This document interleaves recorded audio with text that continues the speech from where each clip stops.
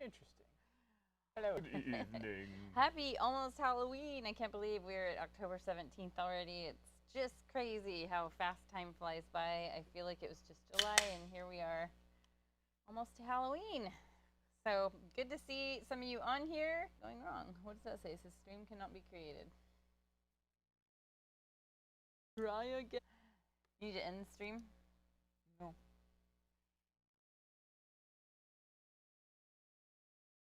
Excellent connection.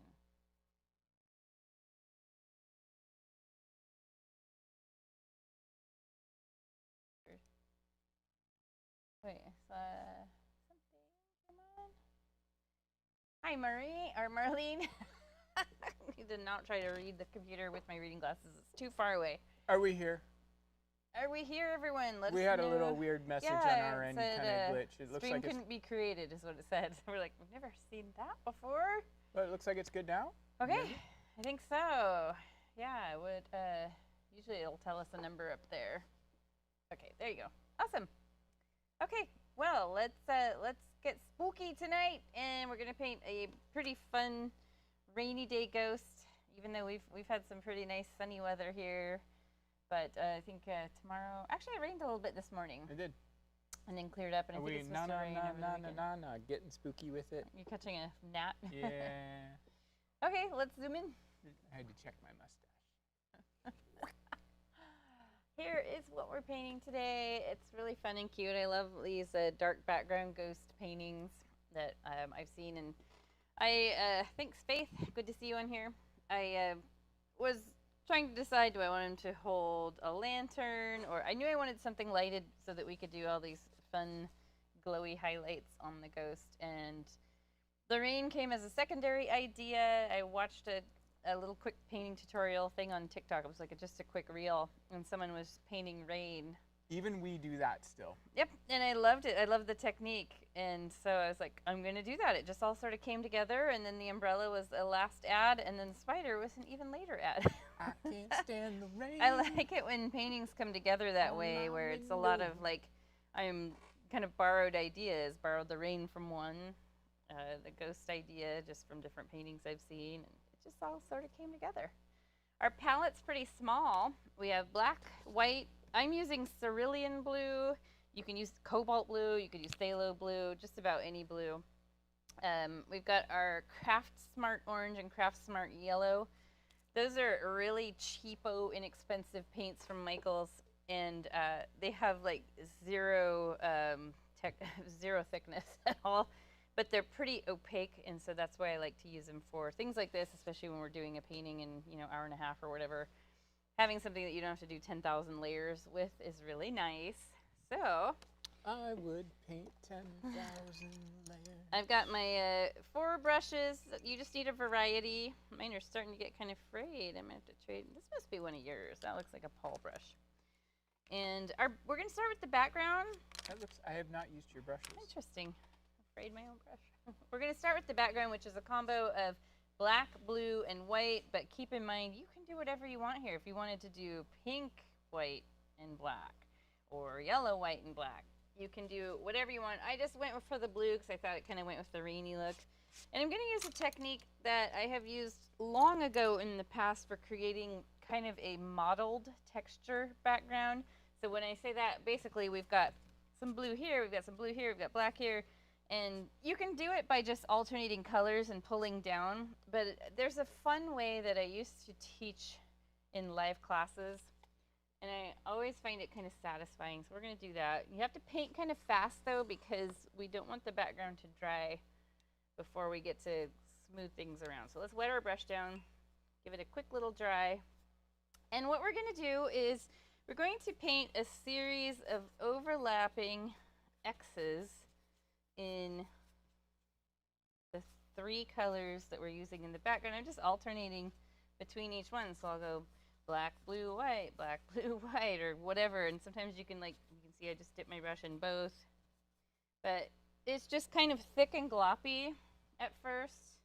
It looks like you're painting something abstract, and it definitely is a very abstract background, but I used to love doing it this way, and I have to be honest, I've never seen this technique from you before. Yeah, I have, I used to do this at the early days of Van Gogh, so 2011, 2012. And then I found that for a live in-person class, people just were going way too slow to be able to manipulate the colors enough. Yeah. And so I just kind of stopped doing it and started using other techniques. But you see how I'm using thick paint and just really getting it on there. And you want to make sure that you don't miss the corners. And I'm not washing my brush in between. So yes, you will pollute your paint a little bit, particularly the white. And at this point, I've got nice thick paint on here, and what I'm going to do is I'm going to lightly brush horizontally on my way down. Get up here and get that. I didn't follow instructions. You never do. Like I thought you were doing something different. So, but so that's remember okay. my Street of Dreams paintings? Yeah. The oils that were abstract? This is how I did all the backgrounds on those. It worked really well with oils because they dry slow. They dry slow. With acrylic, I just load it on kind of thick and work pretty fast. So that was a decent amount. And I'm just kind of getting... I'm pressing really light here. I'm just very lightly manipulating the colors. It's one of those things that's like kind of oddly satisfying.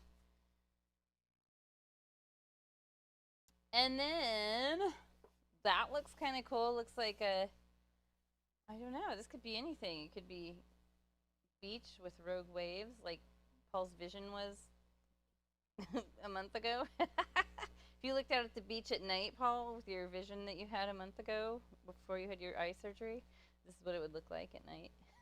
You're giving it way too much credit. So now I'm going to wash my brush real quick just because I have a lot of paint loaded up on it. Give it a quick dry. And now we are going to lightly paint downward dog brush strokes or upward, whatever works best for you. But you see how the background is sort of becoming almost like a rainy windshield? My arm must be like wobbling a little bit. I worked all day today and it was a lot of hands-on stuff, so I'm a little tired.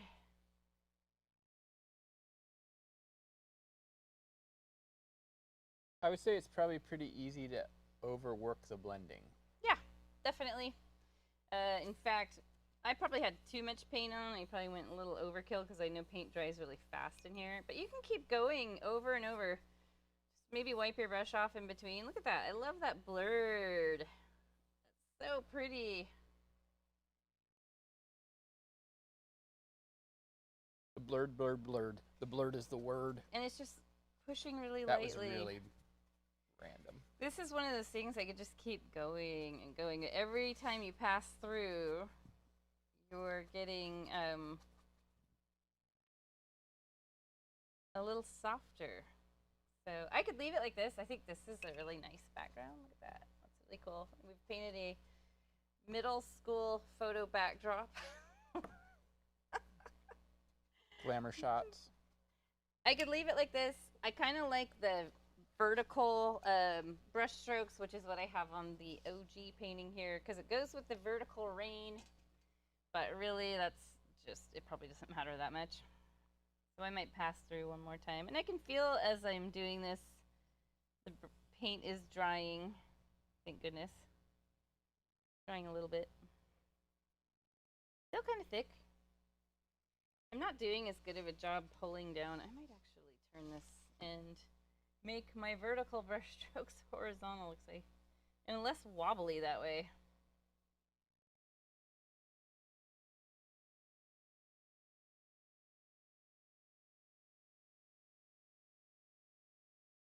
Did a lot of crappy paintings in the early 2000s with this background, and I would have them and there'd be like, I'd paint flowers or a hummingbird on top, and like thinking back now, I'm like, there's really not a lot of excitement with that painting. But for this one, with the ghost, it just goes along with it.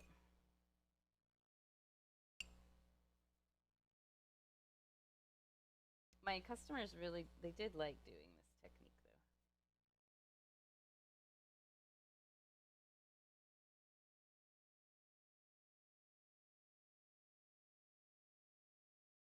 So if you're not pushing hard, you won't get too much of an overblend of the colors. Although they are pretty blended, and that's okay. It's streaky windshield through the rain. And then the fun part for me is deciding which is going to be the top and which is going to be the bottom. So a lot of times I'll flip it around. This. And I'm thinking about the lightness of the ghost. I really want the ghost to show up. And if you have a background that's too light, like quite a bit lighter than mine, you might throw some more black on there and just do the same thing. Just go up, down, like maybe throw a few black X's in there. Up, down, side, side, side, up, down. And you can darken up your background but still keep that sort of mottled effect.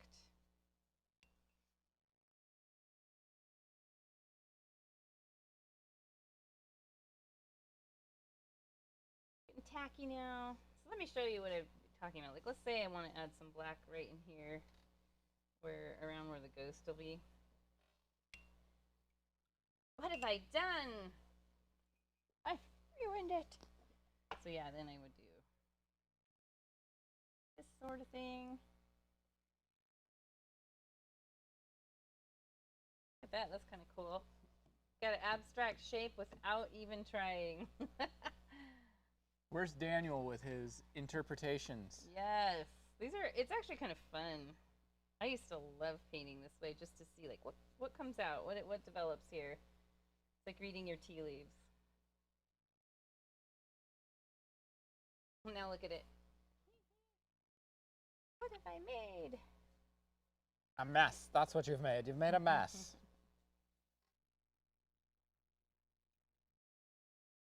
And I'm going to avoid adding any more paint to this because I need it to dry a bit. Where a hairdryer comes in handy. When I'm in my office at home where I develop all of my paintings, I have a hairdryer right next to me on the floor, and I use that thing a lot, especially if I'm in a hurry to finish a painting or have some cover up I need fixed up immediately. I kind of like this because it looks like weird shapes through the fog or something. What's back there? What is going on? And now I'm going to sit here and drink my beverage for a minute or two.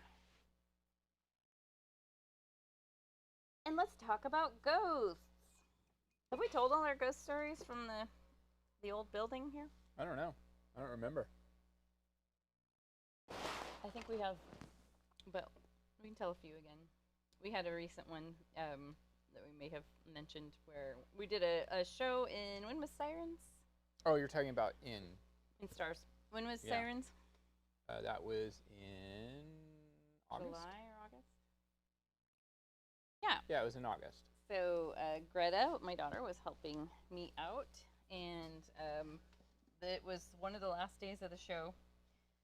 And the only lights that were on were the stage lights, so the audience was, we could see each other, we could see each other's faces, but it wasn't super light out there. And Greta saw, everybody was standing up and clapping for the bows, and Greta saw a man shape, just silhouette, get up and walk toward the stage clapping and then just vanish. And Greta was like, that wasn't you, right? And I'm like, no, I'm standing right here. So that was a little spooky, but also kind of cool because some of the ghost encounters we have had are paranormal experiences in that space, and there have been several. And even like people who had the space before us had them. But they've all been very positive and feeling like they like whatever's going on in there. They like the place has been lonely for a very long time and empty. And so we have found, I think we talked about this in another video. This would have been over a year ago with Hamlet. No, it would have been less than a year ago. We did Shakespeare's Hamlet, the last day of the show, last performance. Everybody had gone but a few of us, just sweeping the room, cleaning up popcorn and stuff. The theater lights were all controlled by the computer. and that's the only way you can turn them on and control them. The computer has to be on. And the computer was turned off. And suddenly, we had our overhead lights on, I think. Yeah. So there's different lights. But suddenly, all the theater lights around the perimeter of the room started like flashing in kind of in sequence. Like, they were kind of like all on their own little sequence. Yeah, there's no way that could happen because the computer was off. And so we felt like it was the ghosts giving an applause to the show. And we have found that, like Greta saw the clapping silhouette. We've had the flashing lights. There have been some other things that indicate that whatever is there is very pleased with our ragtag little theater group. We have had to ask the resident that even though they want to be involved, please leave the lights alone. Please do not do anything with the lights during the show. Actually, this month the Historical Society of Sherwood is doing a talk about Sherwood ghosts, and I have wanted to go. I just haven't been able to because of work.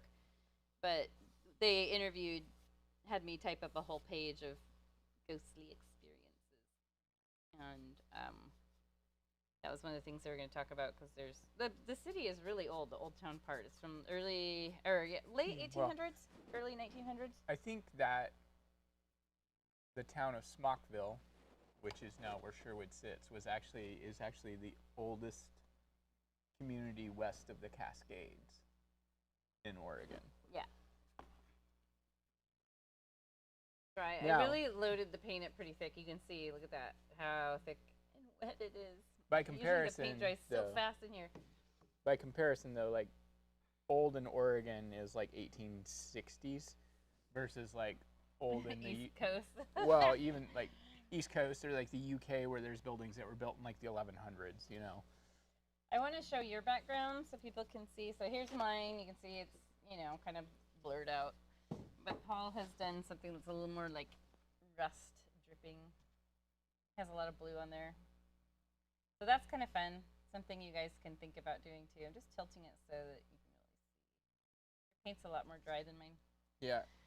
I thought I would sketch out some little ghostly shapes though while I'm waiting for my canvas to dry because we're going to do that pretty soon. I want us to do the rainfall first, but right now the canvas is too wet for that.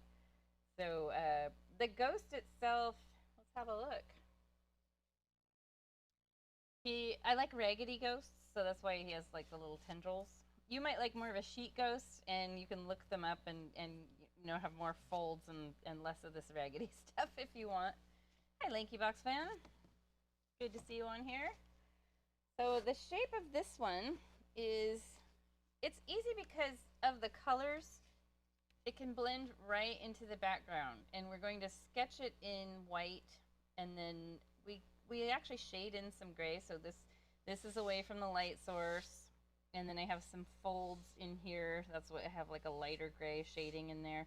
If you do it too dark of a gray in here, it can look like it has like stripes on its face. It can be just a little bit too dark. But I will use blue. And I always just start with a nice dome. It's like a rainbow shape. But we're not doing that yet, right? Nope, we're not. I'm just buying some time while the canvas dries. And then I just did the curve with, I like his little hand to go like this. And pointy hand. And then what I do is I just sort of use the thin edge of the brush. Water with my paint. And I create these tendrils they get longer down here. And then this arm, let's do the back of the head.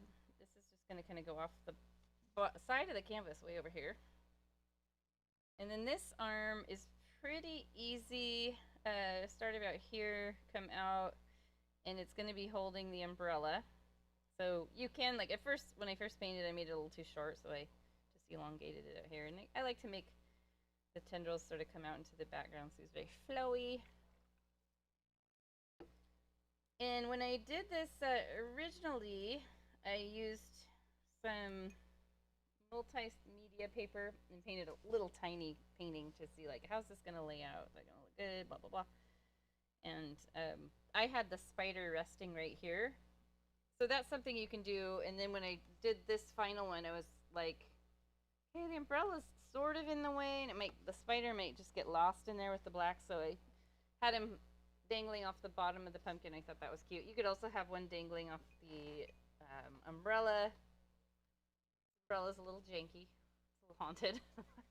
But yeah, and then I just for the face, I want it to be the pumpkin's gonna be right here, and I want it to be facing the pumpkin so you can see, rather than having the face right in the middle. It's crowded over here. I like to make the eyes like shaped like this, so they're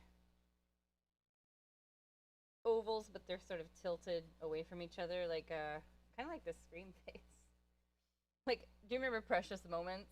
Yeah. Figurines, they had those eyes that were like shaped like this. My grandma had so many of those.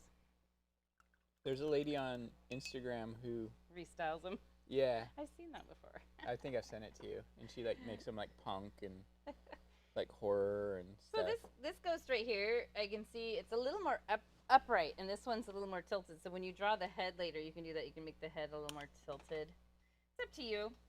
And then I'll guide you through drawing all the other stuff. But this painting is pretty easy overall, and mistakes that you make can be pretty easily corrected and blended right back into that background. My paper towel is already soaked.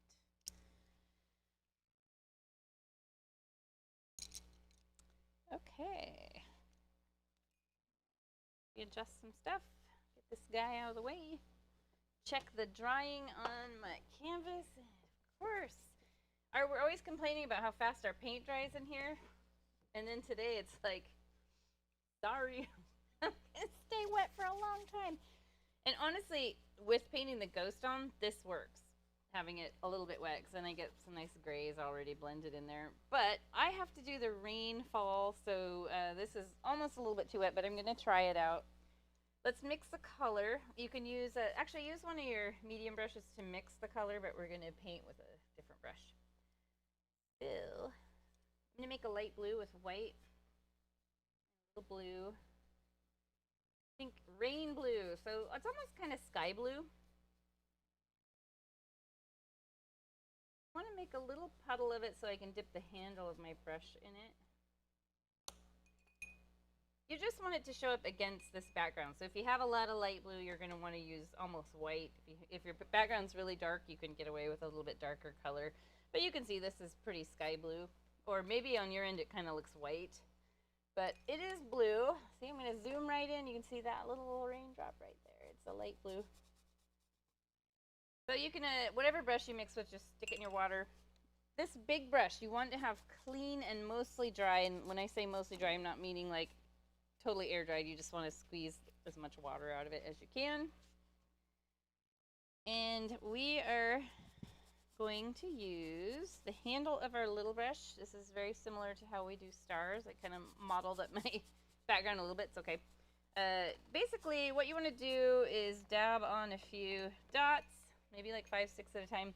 And we are going to brush really lightly straight upward.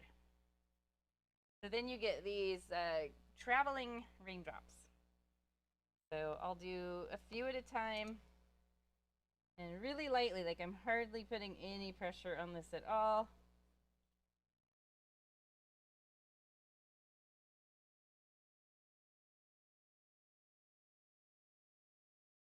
And it's okay if you brush through one right above it and you get something like this where they're doubled up, because that is how rain falls.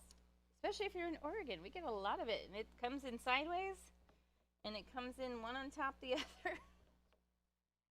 We are experts. We are experts. We're sort of what you call experts. Is it supposed to rain tomorrow? Yes. Not much. Okay. Okay, I am clearly not getting this right, though. So maybe you have to have quite a lot of paint on the back of your brush so that this stays wet. And that's why I'm just doing a few at a time, so that I'm able to have it stay wet. And this is where I'm getting into my background still being pretty wet, so I might get some black drug through there. That's okay, we're just gonna go with the flow. Ping, ping, ping. So if you ever want to paint a meteor shower, this is a great way to do it. Or like a light speed on the Millennium Falcon. Yeah, you want to work kind of quick and definitely have a puddle of paint on your palette, so you're not like here. I've got mine is kind of flattened out now, and I need to mix some more because will be not enough to really pick up on the handle of the brush. And it's totally fine if you're like you have a light blue and then your next color you make is a little bit lighter or a little bit darker. It kind of adds to the overall randomness of nature.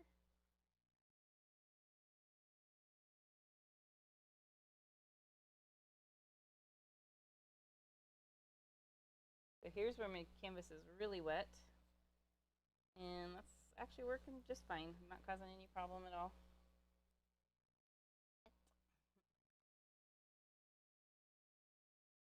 Hopefully you guys have been watching some fun spooky movies, if you're into that kind of thing.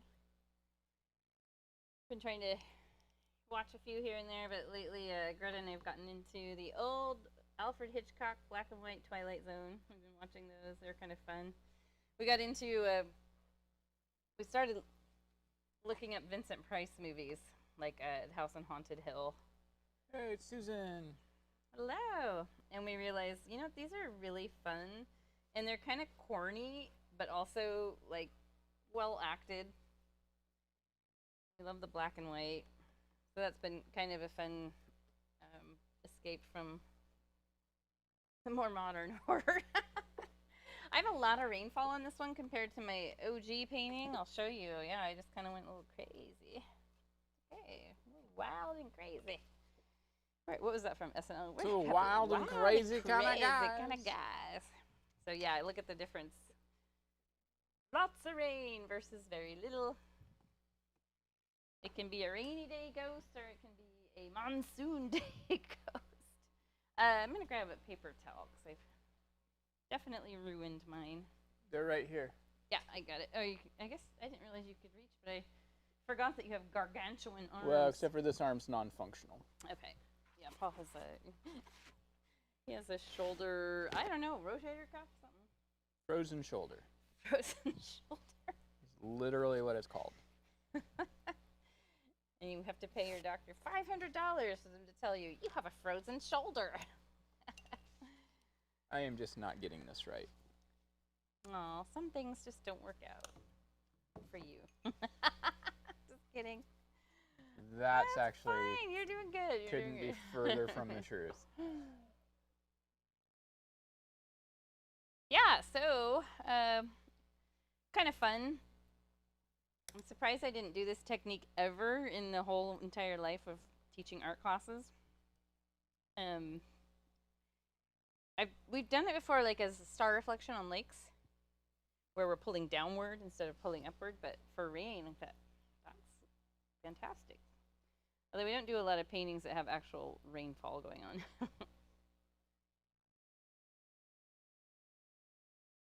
I'm curious what it'll look like if I turn it this way. The rain is coming upward. And then there's the sideways driving rain. And yeah, my rain is not all coming exactly straight down. I've got some, like this one's coming in at a little bit of an angle. Some of these are coming in at a little bit of an angle. It's very Oregonian. Anyone who lives in a rainy climate will understand. Clean some of my brushes and start thinking about my little ghostly dude or dudette.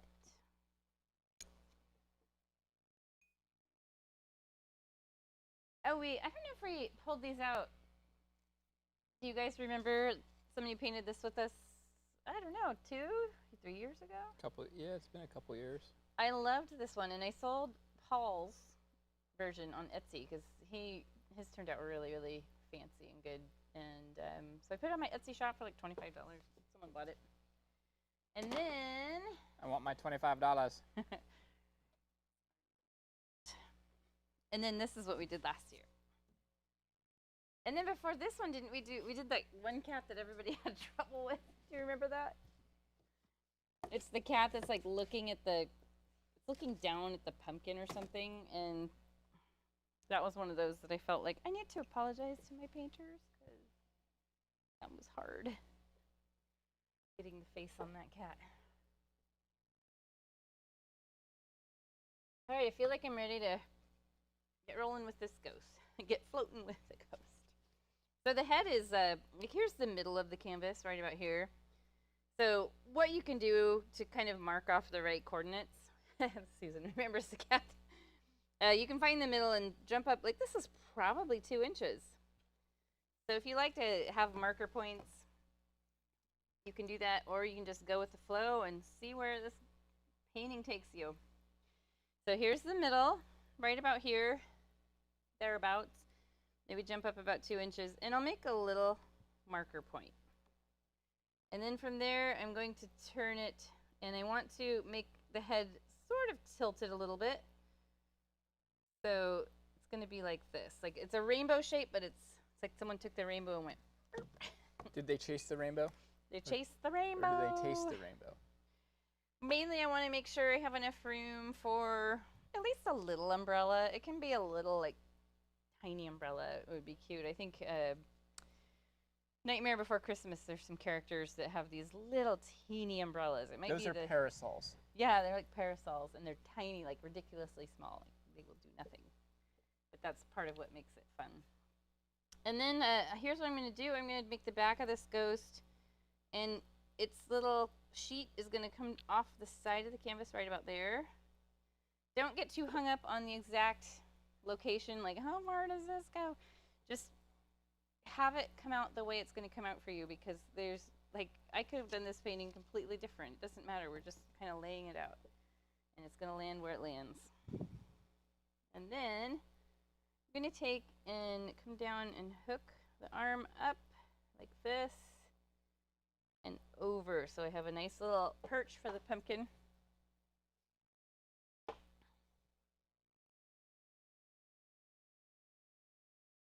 And this is going to be to a little point. And then when I drew it on the palette a few minutes ago, I showed you guys how you can start kind of framing in some little raggy shapes.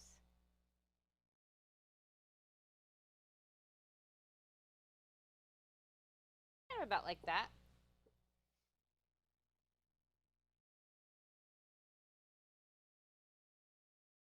And then this arm, the shoulder's right about here. This is going to come down at an angle. Going to be able to perch the umbrella there. And this one's going to be in front. Like this is the one kind of back behind. So the rags on this one are going to come in front, which is why I didn't bring these down super far. So this one you can have them kind of blow out. You know, I'm going to actually mix a little water with my paint, so I get these nice fluid, raggy shapes. Raggy. What? Like Shaggy. Raggy? Raggy? Raggy. Scoob! Wasn't that Casey Kasem? It was Casey Kasem. So funny. So I'm going to do a pretty solid white, although my black on the background is still really wet, so it's turning gray. But I'll have plenty of time to come back and, in theory, man, I hope this dries. But I'm going to have a pretty strong highlight right there to define that arm. Please, for the love of God, dry.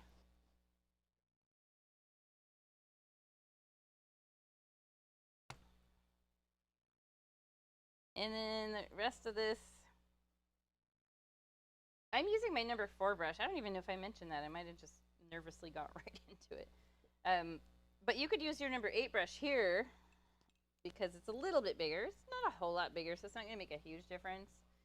But you can use the thin edge and come through and add some more white. And you can see I'm purposely leaving some background in because that can help create some ripples and shadows that we can emphasize later.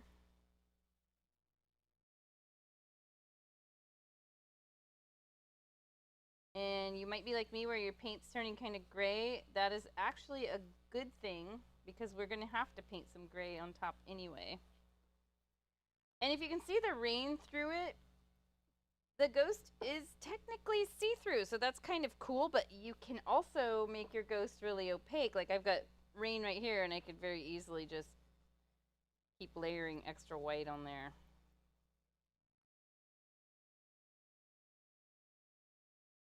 Whoops.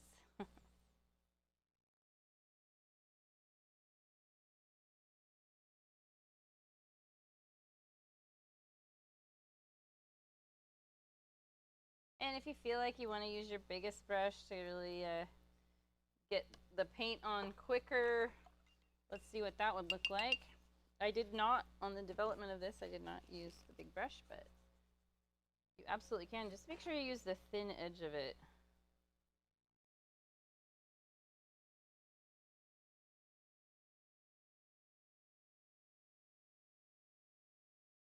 Maybe down here I could use the wide side just to get it off the bottom of the canvas.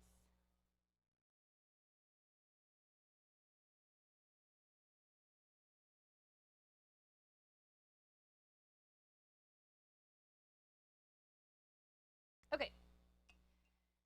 Now we will start working on filling the head in. I don't want you to worry too much about anything here. We're just getting a base coat of white, like a light coat, so that we'll be able to see through it some.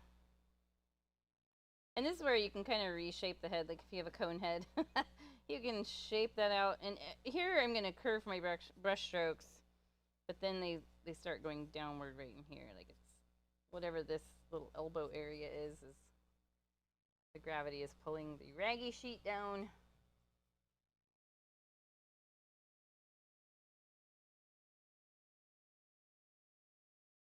It's funny, like almost have eyes there that I did not paint on. It's just the way the background.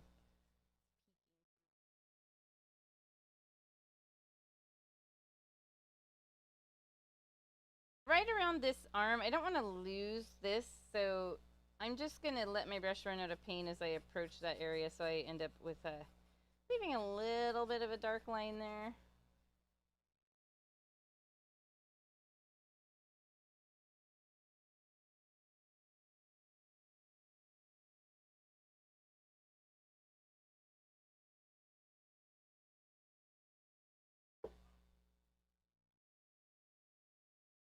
Okay, I do need to paint some gray on.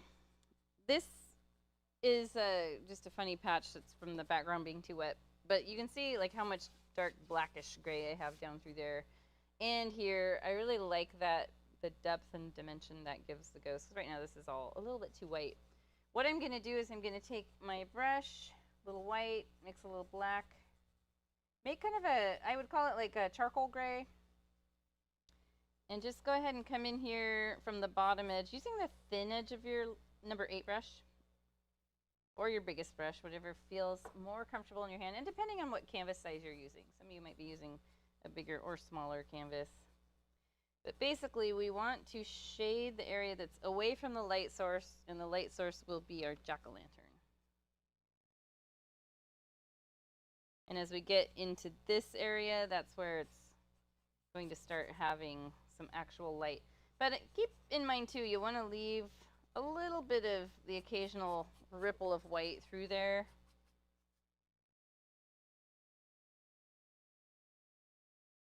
That can create some nice folds in the fabric. Some havoc. Havoc. Havoc on the fabric.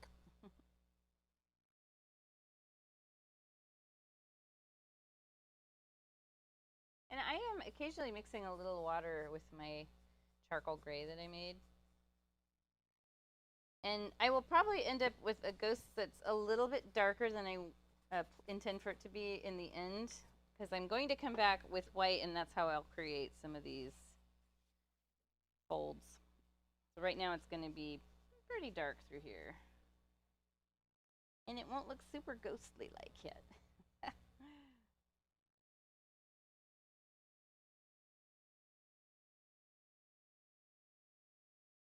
Paul, did you have the Gus the Ghost books growing up? Of course. Okay, I wasn't sure. I know you and I had a lot of the same books. We've talked about this before. And I just didn't know I how. only had just the one, though. That's all I had, too. And then we found out that there was a whole bunch of them. Yeah. So the book is Gus Was a Friendly Ghost. And I think it was in the 60s. Is when it. Late 60s is when it first came out, I think. And we love those books. And so when my kids got old enough to where I was reading books for them, I'm just going to shade up the back of the head here. I searched it out because I don't think my parents still had it. And I searched it out online, and I found some used bookstore online, and they're out of print, I think. And I was able to buy one. And then I saw that, oh, there's like 5 more. So the other stories are really pretty stupid and lame, but compared to the first one, they're like terrible editing, typos, that kind of thing. But the artwork is still cute, and it's like, quick, this one did really well. Let's knock a bunch of them out. I mean, it paints some purposeful gray thin streaks through here. And then while this is wet, I'm going to just quickly rinse my brush with like not a major rinse. Take a little bit of white, and I'm going to just blend right wet on wet paint here. So you see how that softens that transition up really nicely?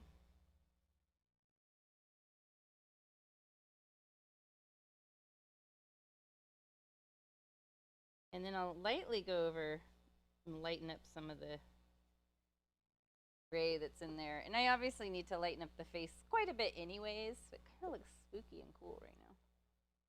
But yeah, the Gus books were super fun. Enjoyed those immensely. My kids loved them so much. Kind of cool to have. In fact, wasn't your tattoo that Greta did inspired by Gus? Yeah, this was the tattoo Greta gave me. My first tattoo. Greta's first tattoo. Not my first tattoo. Greta's first tattoo on a human being. That's like Gus. If I could turn my arm upside down, you can see it right side up. I'm going to switch down to a smaller brush real quick, and you may or may not need to do this, but the arm on mine is really silly skinny right now, like compared to this one, you can see. And then the bend in it needs to be smoothed out a little bit. So I'm using my number 4, and I'm just going to come down and kind of smooth that bend out. And add some more stuff down in here.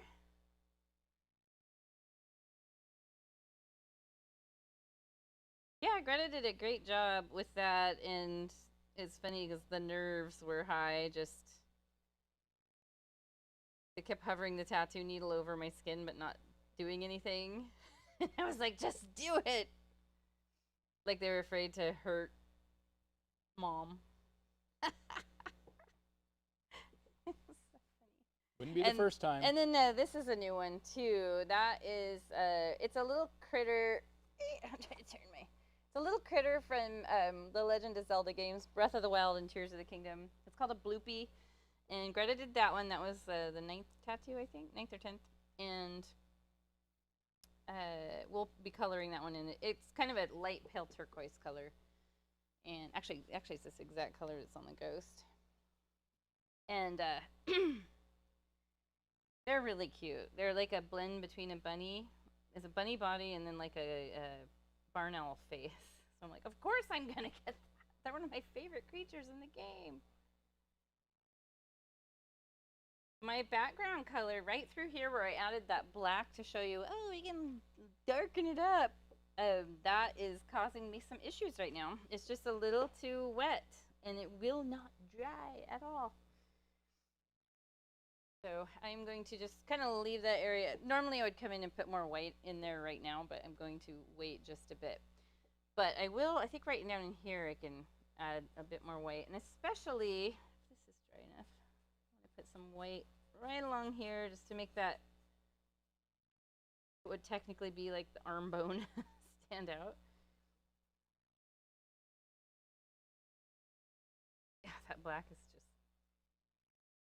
it's just being bratty. Might need to go hold this up in front of your giant fan over there, Paul. Yeah, it is here. What I wouldn't give for a hairdryer right now.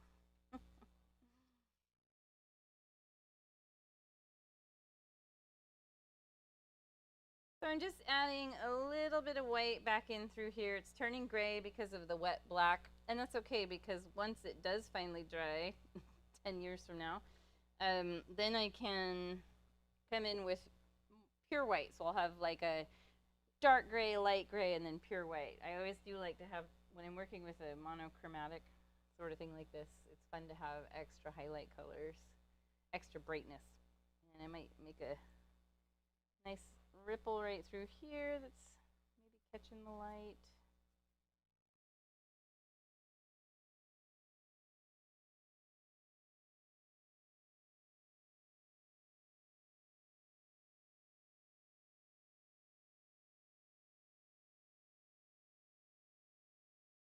We're putting on a murder mystery at a local place here in Newburgh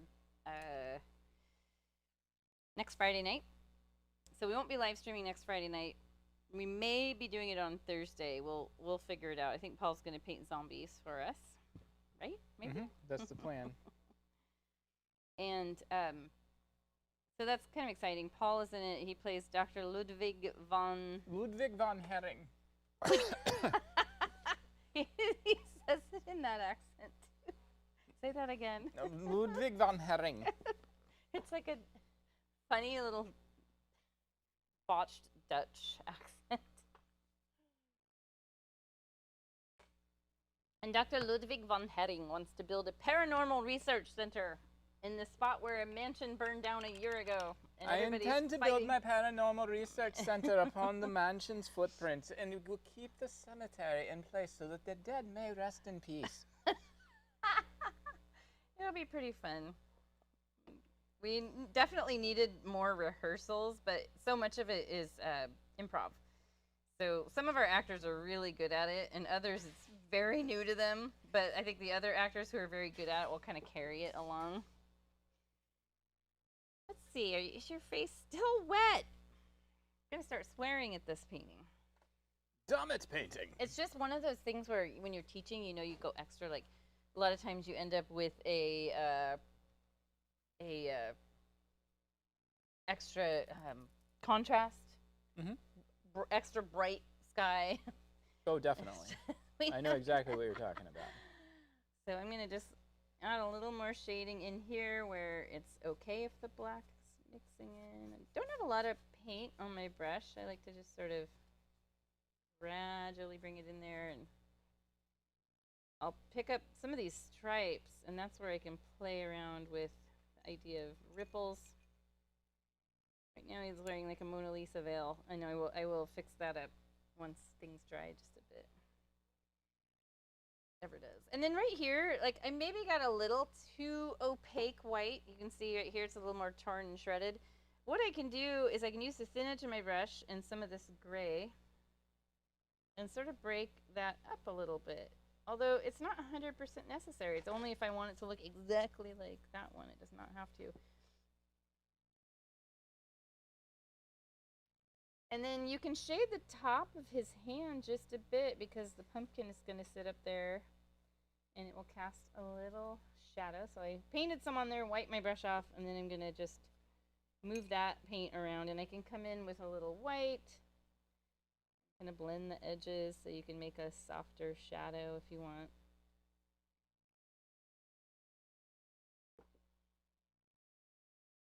And then I can always come back with a little white and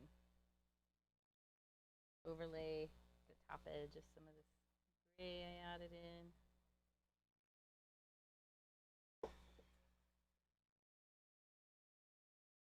So Gus was a friendly ghost. Must be a copy of Casper the Friendly Ghost. I don't know. Like, I would assume so, but maybe it was the other way around. I think Casper came out before that. I don't know.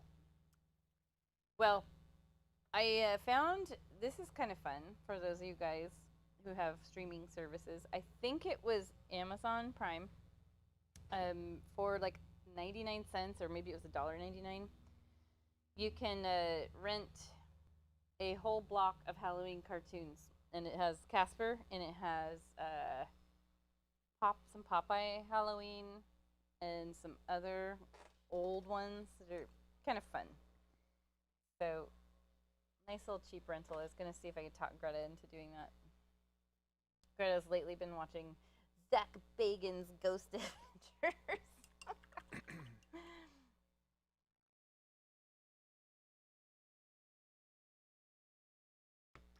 What are you looking at? The copy? See if it's a copy.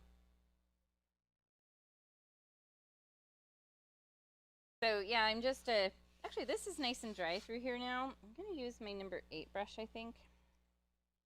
Thin edge of it, so I'm gonna hold it vertically, and I'm going to get some of these little thicker stripes in there. And I do want to leave a lot of the dark through here, but also not have it just be a block of dark. Here's what I'll do. A lot of times I'll find like, oh, here's a good one that's already mostly there, and I can just trace that.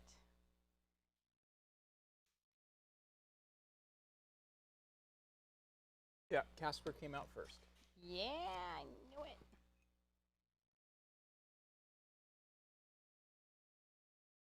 The author of Gus is Jane Thayer.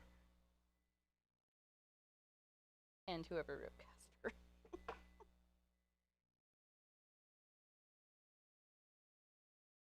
Just as a copy.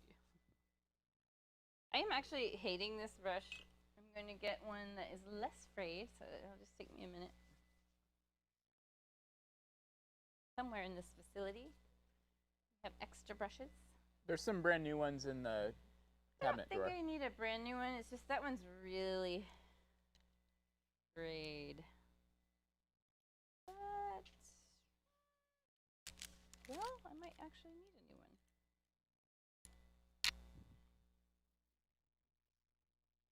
I think we probably need to order some. I found one's a little less frayed. You know, we don't have to stick with these brushes. Well, we need them for Vango. Something smells cinnamony. Do you have like a cinnamon? I do. I have a wax thing. Okay. See right there? Oh. This brush is still kind of frayed, but it might be a little less. So a lot of times I'll just pinch it right back. Get it wet and pinch it right back into shape, and it'll hold its shape for a few seconds.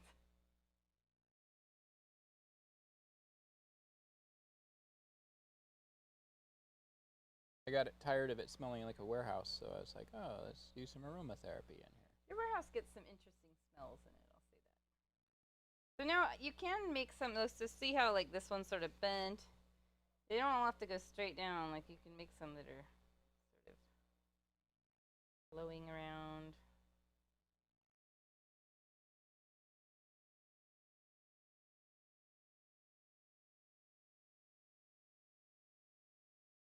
Just to break up, we want to break up the massive dark, but with it still looking like, yes, this part's in shadow, this part's lighter.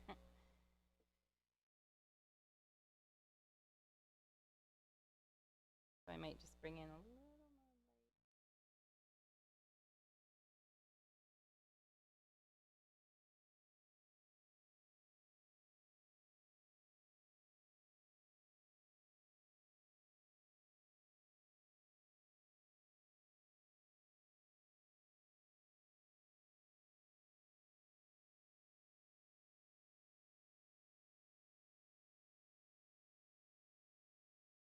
Down here with a little more white right now.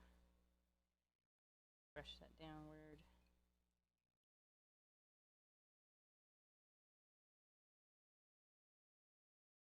Oops, got a little chunk of blue in there. No! It's a raindrop.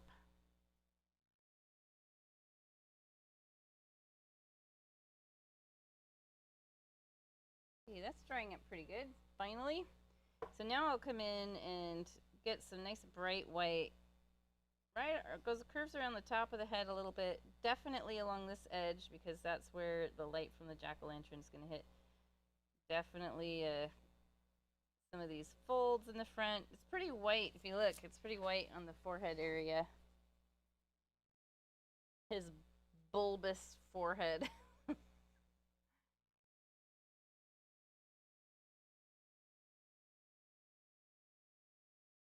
So I'm using just a little bit of paint at a time because then I can tailor it to how much I need. Like, do I need to scale back?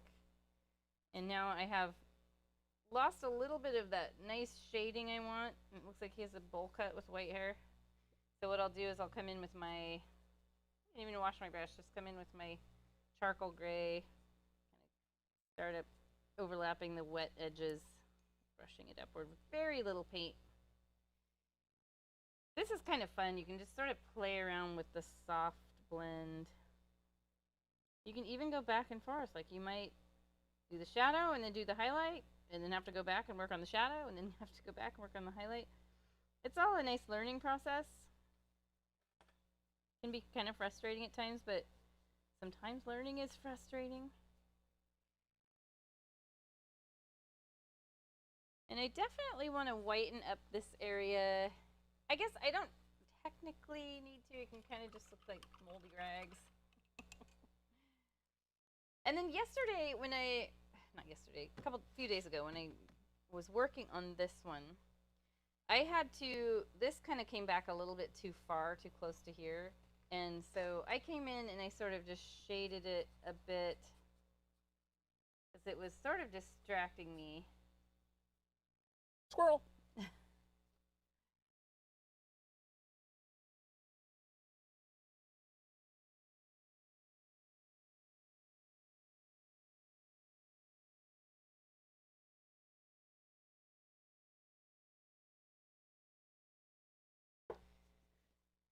Kind of fun doing something like this that has ripples, almost like folds, like a sheet.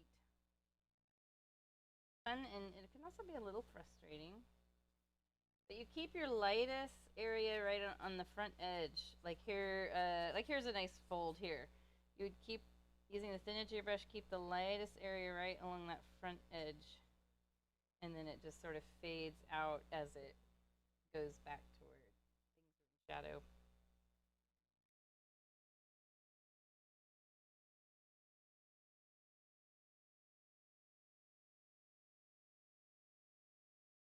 So like here, right along this edge.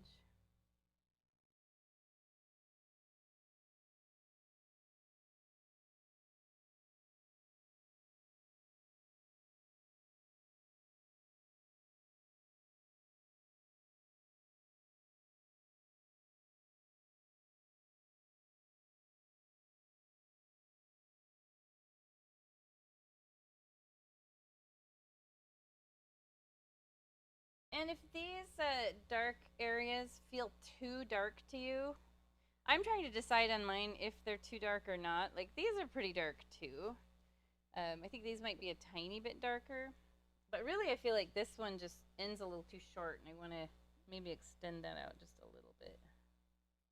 But if they do feel a little too dark, you can take just the tiniest bit of white and just glaze over. But you don't want to lose them. They are nice to have. I just almost lost mine. I'm going to switch to a smaller brush here.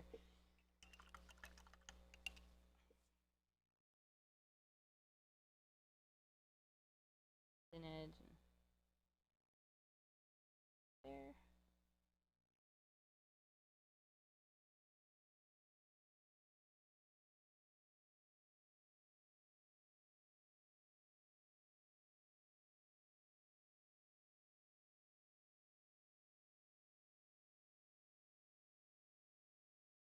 Kind of spooky without the eyes. You could leave it like that. Why not? But yeah, the way the front head looks is, I like it. I mean, they're all pretty even. Like, I feel like I could bring some more white up here and make it look like they aren't all three starting at the same exact spot. But I think once I get the eyes on there, it's probably not going to matter.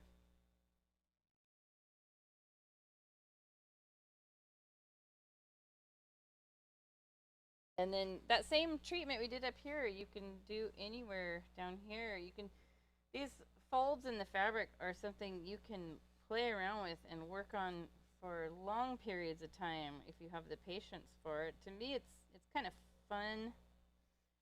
Fabric is one of those things that I always used to avoid trying to paint, and Just started really looking at it and thinking in terms of light and shadow, and it started coming together pretty good. I think one of my favorite fabric paintings that I did was recent. It was I did a painting of James Dean from the Giant movie, where he's got a cowboy hat on and he's sitting kind of reclined in this convertible, it's like a Cadillac or some old car, and he had really crumpled farmhand jeans on, and it took a long time, but I was really happy with the way those turned out.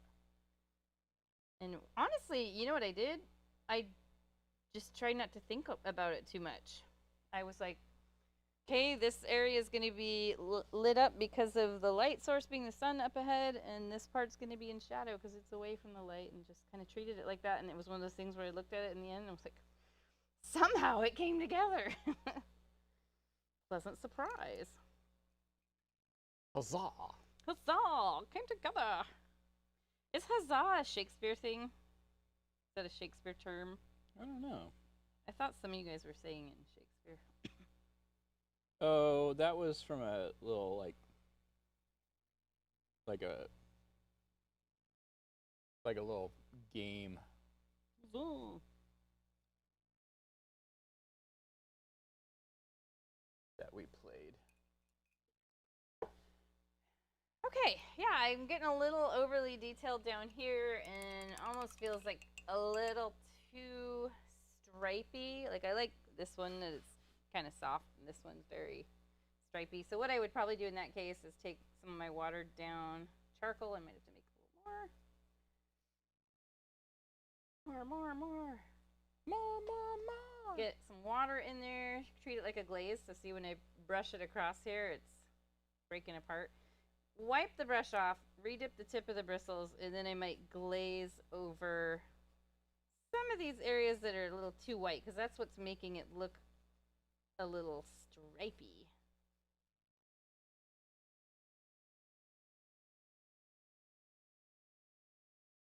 And that's just personal preference. Like, someone else might look at it and be like, I like it like that.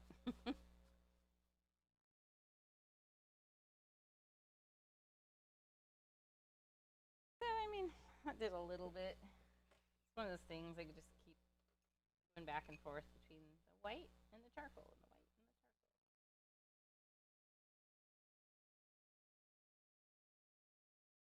Over perfect the heck out of it.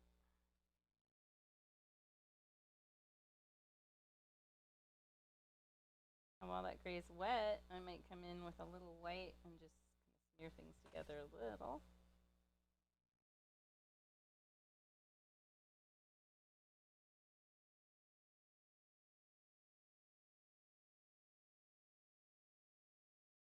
Softer now.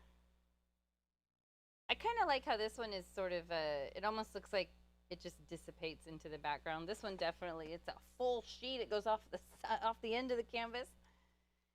So either way, like if you like this idea, like what you could do is come in with really dark charcoal gray, almost black, whatever your background color is, and just come up from the bottom using the thin edge of the brush. And just sort of as you flick upward, let your brush run out of paint. So that's an idea.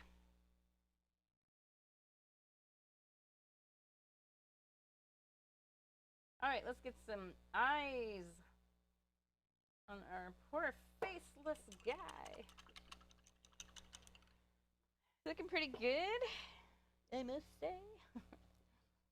How's yours going? Mine is going exceptionally well, actually. You have a ghost face ghost. I have a fun ghost. He's a fun guy. I don't let my inner demons out very often in painting, but that one time a year. Okay, so for the eyes, if you're really nervous about painting the eyes right on top when you've already like got your face all nice, you could use like the watered down charcoal so that if you mess up, you can just really easy blend it right back out. You could use a pencil. A pencil will mark right on this, but don't press very hard because it is kind of hard to erase. I'm going to just trust myself and go right for the black, and I keep the eyes well over here, so he ends up looking like he's looking at the pumpkin. And again, that sort of tilted oval is good. He's concerned. Oh, he's got close together eyes now. Well, sometimes it's like that. I'd be wearing my reading glasses. I've got reading glasses here too. Yay, old age. Middle age. What are you talking about? I have perfect vision. Yeah, what are you needing your glasses for? According to my eye doctor, I have borderline superhuman vision. The eyes on mine are pretty darn close together. Well, he doesn't need glasses, he needs a monocle.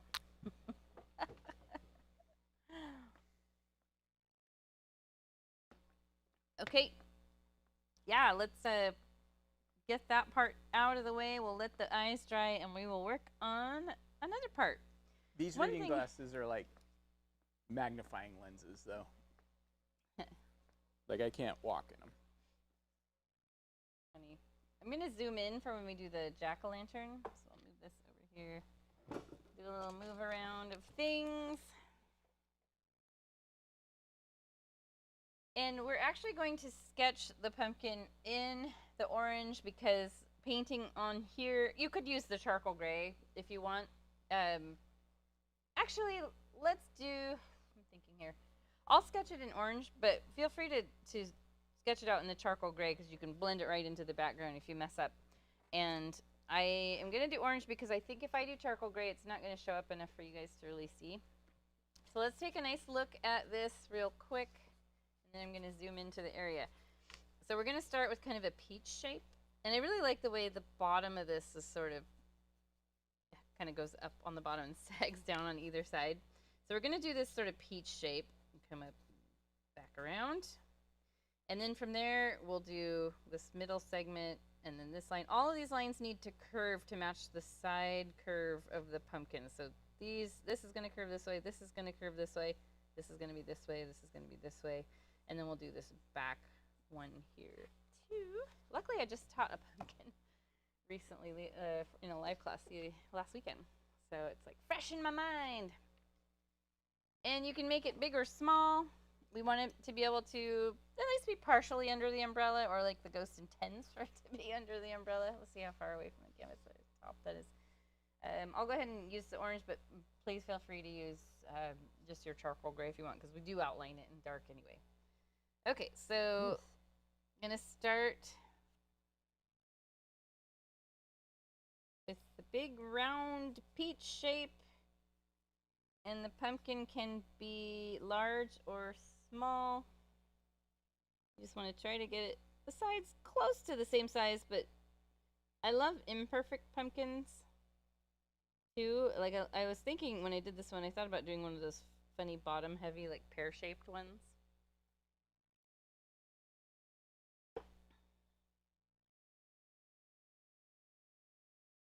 And then let's draw a little dot. So right where this point comes in, drop down just a smidge and make a little dot. That's where the stem's going to be. And where the stem grows out, we're going to do these two slightly curved lines like this. It's like an eye. Like a Sauron's eye. And then this one needs to curve out that way and back in. Looks like I can probably fit one more segment in here. Might just kind of join up with this one at the bottom.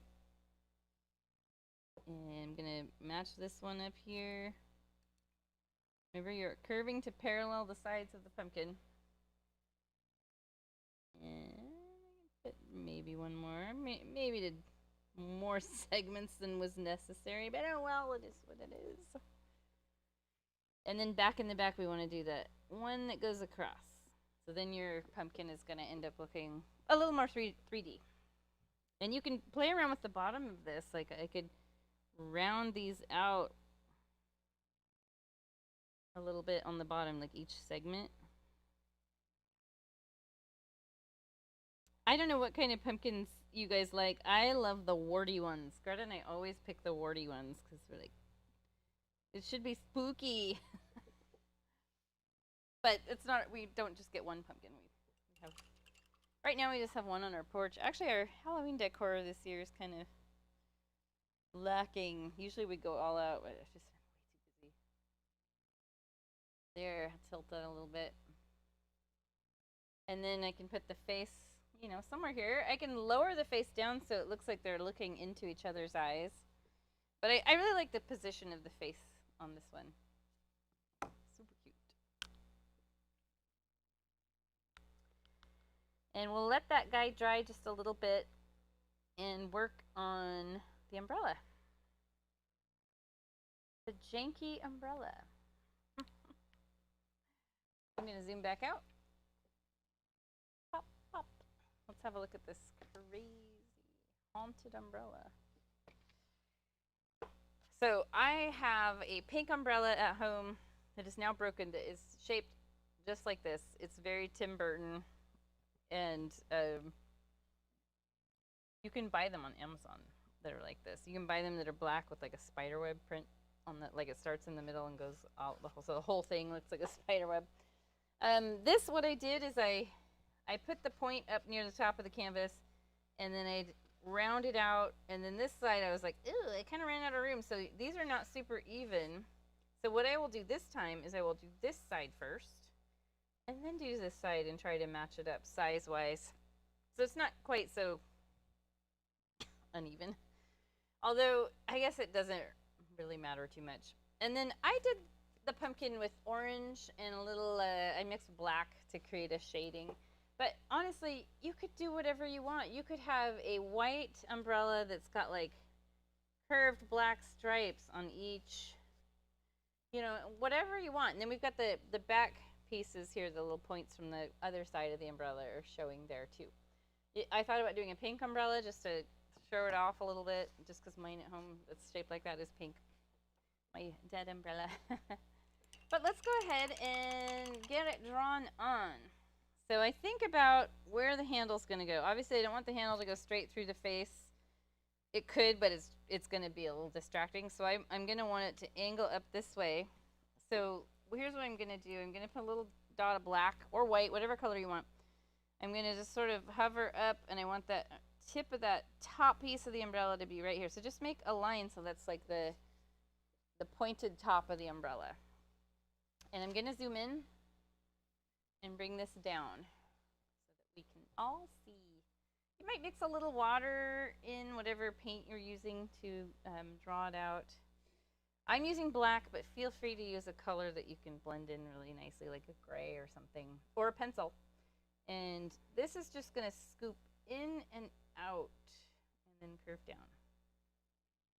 And then this side, I just want to try to match it up as close as possible, which can be a little hard, like even for someone who's painted many, many years. I just go a little at a time, and that's pretty close. That's close enough.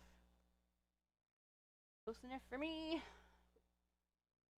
And then you can, for the scoops, like if you want to like set them up perfectly, like I could come down here and make a dot and then scoop, scoop, scoop, scoop. Maybe that's a better way to do it. So I'd like hover down here. How far does this umbrella go down? Right, like the point would be down here. And then I might do a scoop and another scoop.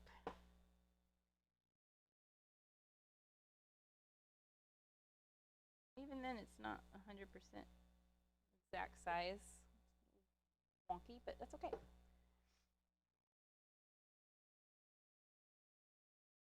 I think wonky with whimsical Halloween paintings is good. And you can make these points come down pretty dramatically if you want. I love that.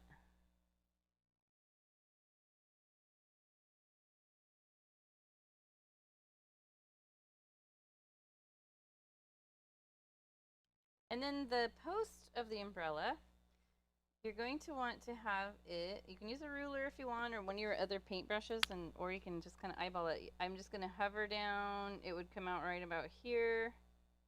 It's going to come down, down, down, down, and down and down and down until it tucks just Did the rain, rain, rain come down, down, down? Rain, rain, rain came down, down. That was from a Winnie the Pooh movie. Mm-hmm. And another thing I thought about doing that would be fun is you can make the curve. You know, I'll do that on this painting just to be fun. So I think this would come down like this, and then the little hook is going to come up like that. So you can decide if you like that or if it's too distracting.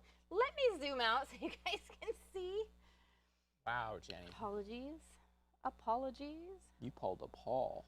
Pulled a Paul. So that's kind of fun, just having the little curve there for the hook. It's a really extra long post or handle. I don't think it's a post. Damn pet post. And by this time, my pumpkin is probably dry enough to where I can outline it.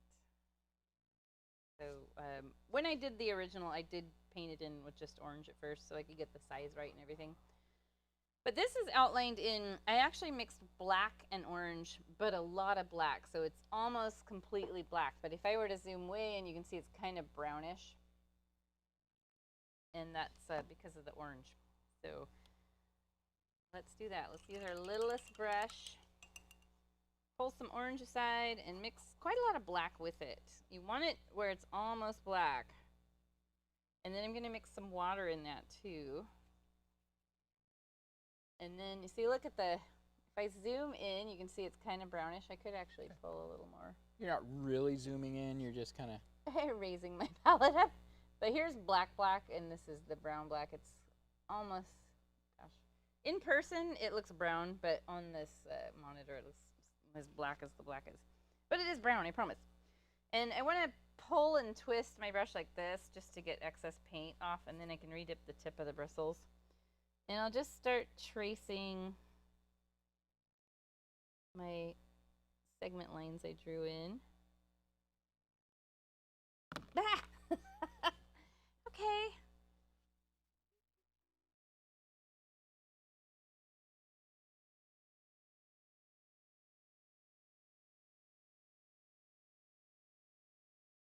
And you can use like light pressure here. Having the water mixed in with your paint helps it so you can use lighter pressure and get a nice full brush stroke out of it. Don't worry if you can still see some of the orange poking through. Just get to the outside edge of it. So like I'm going to bring this dark all the way to the outside edge of the orange. Because we are going to fill the segments in with orange, so it will disappear.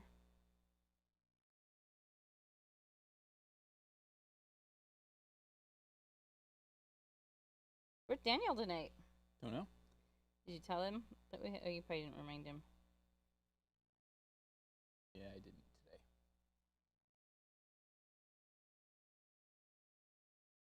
today. And feel free to make a stem. It's going to come right up from here. And then I just color the orange around it, so it's going to come up and you can have fun with it. It's going to be a little wider where it comes out of the pumpkin. But you can make it really whimsical if you like. I'm a fan of whimsy.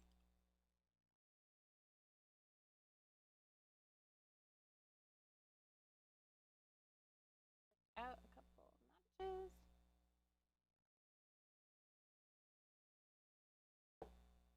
So far so good. A little close together eyes, but hey, that's okay. I feel like the umbrella is going to look probably a little bit better. Maybe we'll see. The jury's out on that.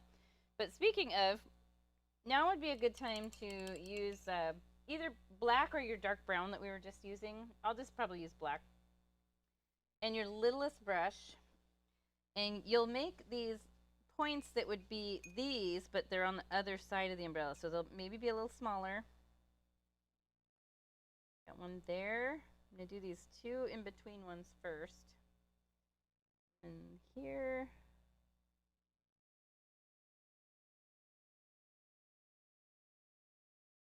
And I guess there would probably be one way over here. To make it a little smaller than the others. Over here.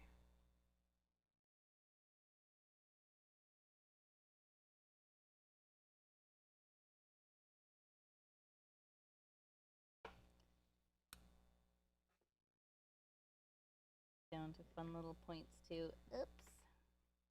If you want. Okay, I have a little bit too much paint on my brush.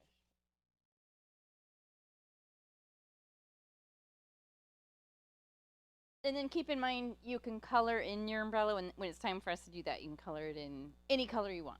So I've got like this fun green apple color that might be kind of fun to use. But I'll probably just do it in the orange because a lot of you bought the same colors. And I don't want to be like, by the way, I'm going to throw a wrench in the gear. You're going to make you wish that you had green too. I try not to do that too much. You do that sometimes with your teaching live. You're like, we're just going to change this now. I didn't like the way this one turned out. It's true. I'm just reshaping these a little bit. Tomorrow I get to teach a birthday party, and it is one of my really good friends who we've gotten to know through her and her elderly mom, although she doesn't seem elderly. I think she's close to 80, but she is so young looking, and she's 100% Cheyenne. Cherokee. Oh yes, Cherokee, that's right. 100% Cherokee, and she has the most beautiful wrinkle-free skin. I'm so jealous. And yeah, so they come to every single one of our Bingo classes they have for an entire year. And they come to all of our plays, so they're the most supportive people, and we're going to do a birthday party tomorrow. So that'll be fun. We're doing a purple octopus. Okay, what is happening here? Oh, there, got a little crest of dried blue paint. All right, yeah, I'm loving it so far. I'm just sort of taking a peek at my pumpkin, and I think these lines are mostly dry. It's a little wet up here where the skinny ones on the outside edge. That would be a great spot for the little brush. Or you can use the thin edge of, like, say, your number 4 brush, which is what I'll use for the middle part. And this is kind of cool because if you have thick outlines, like maybe you pressed a little too hard and you're not happy with how thick the outlines of your pumpkin are, you can thin them out from like working from the inside and just scooching in a little bit and thinning out the outlines. But just give it each little segment a quick coat of orange. If you accidentally paint over your outlines, we're actually going to kind of do some shading and bring it back anyway, so no biggie.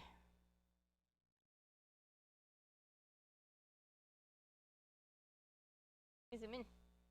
Try not to go off into the canvas.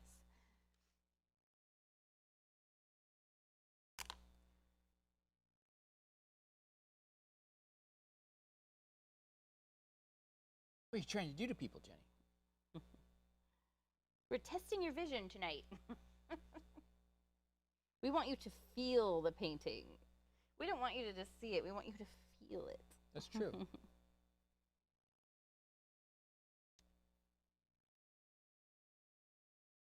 Yeah, I can thin out the outline just a little bit.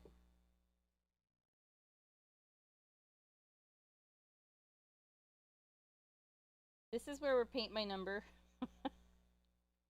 Filling in the shapes.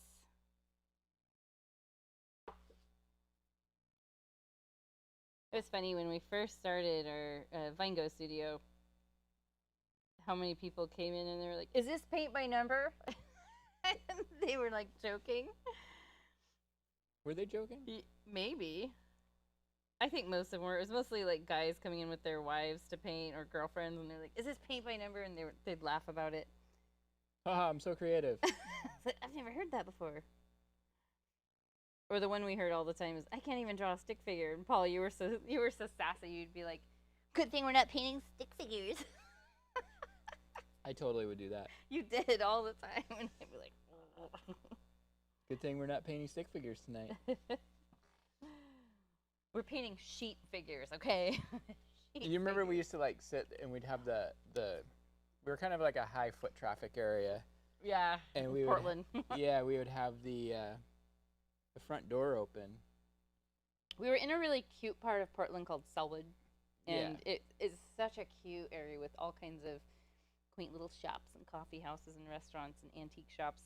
But what we would hear people walk by, and like I would hear all the time, "Oh, Bob Ross." Bob Ross. Bob Ross. Like I would hear that so much. Cute. What was that guy? Oh, that was the other one. What was That that guy that, with the big hair. the guy with the afro? What was his name again? Bill Ruth. Okay, so this part for filling in the umbrella, which is that's where we're at right now. We're gonna let this guy dry. You can paint it white beforehand, and I was going to do that with this one because you can see how scratchy it looks, kind of antique. And if I painted it white, and I'd have this nice opaque Antica. Antica. Antica. We are in Portland. Antica has taken Maybe over. I should do the inflatable frog as a painting next week. I thought about that. The Portland frog. Gotta jump on the bandwagon when that happens. Make some money. By the way, for those of you not in Portland, Portland is not burning. We've said that before in other videos. I know, but it is not burning. We actually we went to a restaurant that where we had to drive through the ice facility right after Paul had his There were surgery. 6 people there were like 6 people and like older women that were just sitting down in their chair knitting, and It was really just a bunch of old people listening to Bob Dylan. yeah. I mean, it's probably right now it's just a party of a bunch of people in those inflatable costumes. It's actually pretty funny. And I don't know, like, we don't see everything, so I don't know, like, what other kinds of things go on there. But when we went by, it was just kind of like, oh, this is the ice facility they all talk about on the news. Yeah. We stumbled upon it by accident. On our way to the spaghetti On our factory. way to the spaghetti factory. Okay, so anyway, what I was saying before we got off topic. Sorry, I had to do our like public service announcement. Yeah. So you can paint the solid white so you have a nice opaque background, and then this is going to go on, the orange will go on a lot smoother and looking less antiqued. But my child said, I like it this way. And so when Greta says something like that, I value Greta's artistic opinion, so I kept it. So I'm going to keep it now, but it does require a couple coats of paint. And you can use a combo of brushes to get the paint on there. I'm going to start with my biggest brush so I can just literally bulldoze some orange right on there. See how I'm kind of avoiding the edges? I'm just getting it right through the middle.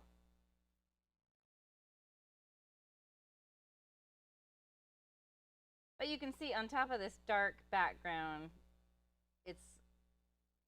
it's a little bit transparent, and you can see the brush strokes.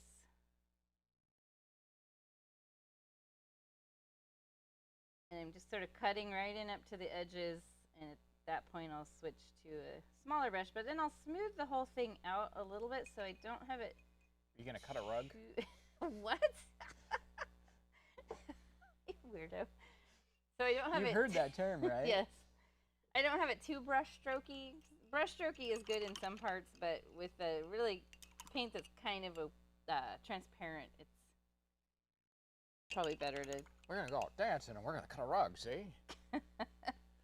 I've been trying to get Paul to he can do an amazing Jimmy Stewart impression. Well, I don't know what you're talking about. I mean, we're just doing a painting of a I'll ghost say. here. I can't even do it. I'll say.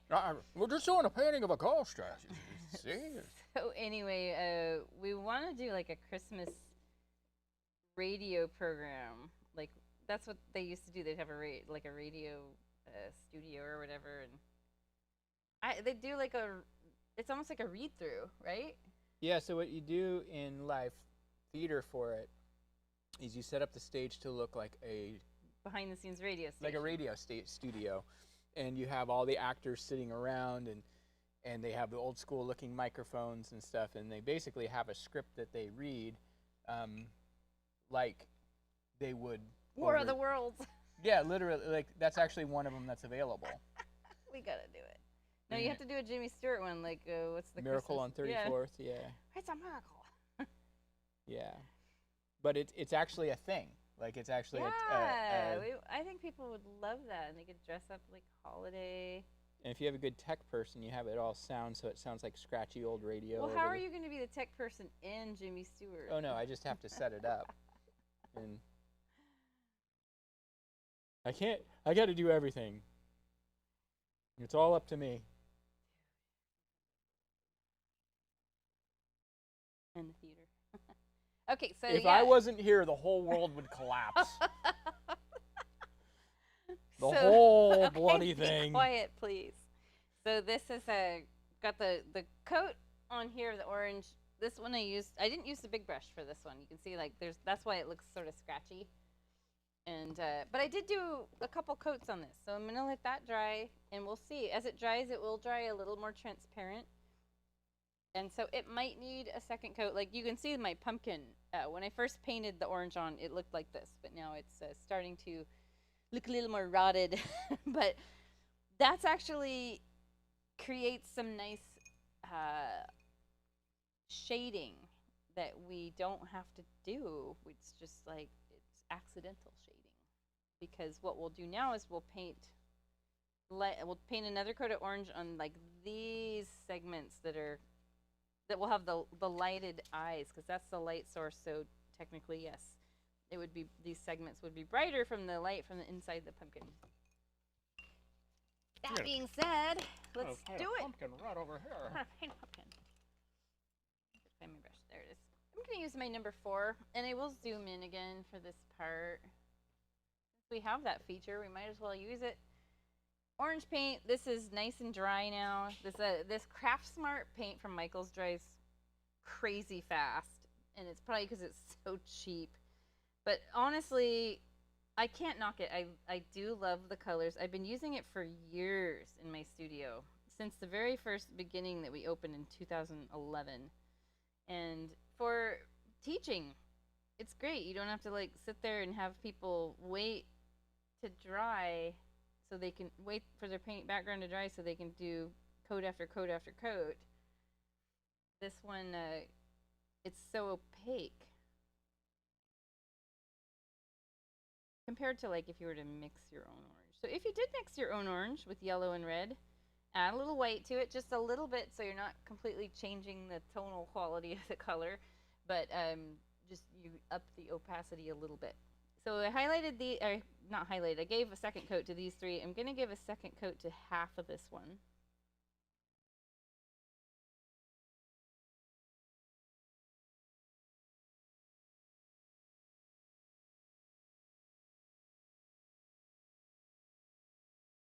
And this is something like you could, if you're patient, you want to wait, you could do a 3rd coat, make it nice and bright. And then this side is going to be more in shadow. So you can see already it kind of has that appearance just because of the way it dried, more transparent. But what I want to do is create some of this shading under here and at the top. So we want to use this dark brown that we made, and you can mix a little more black in if you want, have it be even a little darker. Littlest brush, and we do want to mix water with our paint. So I've already got some of that color left over right here, and that was black and orange mixed together, and then I want to add just a little bit of water, maybe a touch more black. So the water will help so your brush isn't dragging too much. Now, one thing you'll want to do, you end up with a lot of paint on your brush when you mix, and so I'll pull and twist, or you can wipe it on your paper towel, but just read up the tip of the bristles. And then starting from the bottom, well over here, we're just going to sort of flick up in these little, almost like hair-like brush strokes. Swish and flick. And then we'll do that at the top, too. So we're going to come from the stem outward, maybe a little here. Maybe a little here. Back. And I do need to add a little more water to my paint. And then we can do some under here too. Just sort of shades and tightens up the bottom here in a nice way.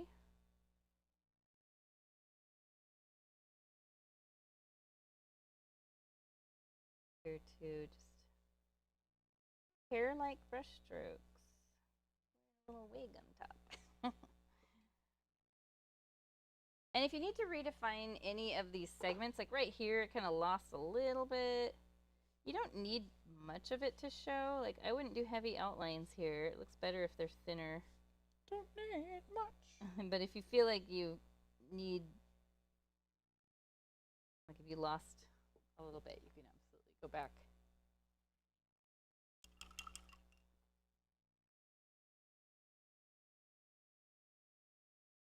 That is a nice big round pumpkin.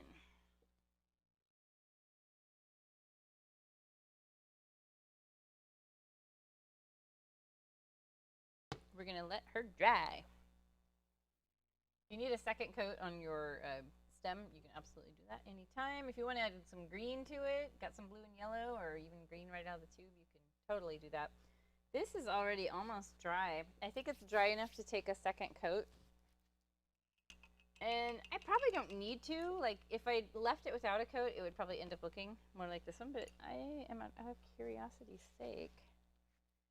Clean and dry my big brush. Bulldoze some more orange on there. A little too wet underneath, because then what happens is like that, where it's just not sticking 100%. So no matter what, it's going to be antiqued. And then we can end up re-outlining some portions of the umbrella with the black if needed. Like right here, kind of lost my outline a bit. For this sort of painting, I do sometimes like the cartoony outlines. They're fun.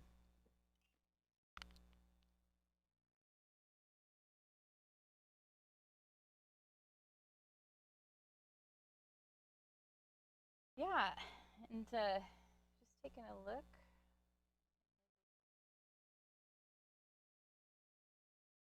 Pretty good.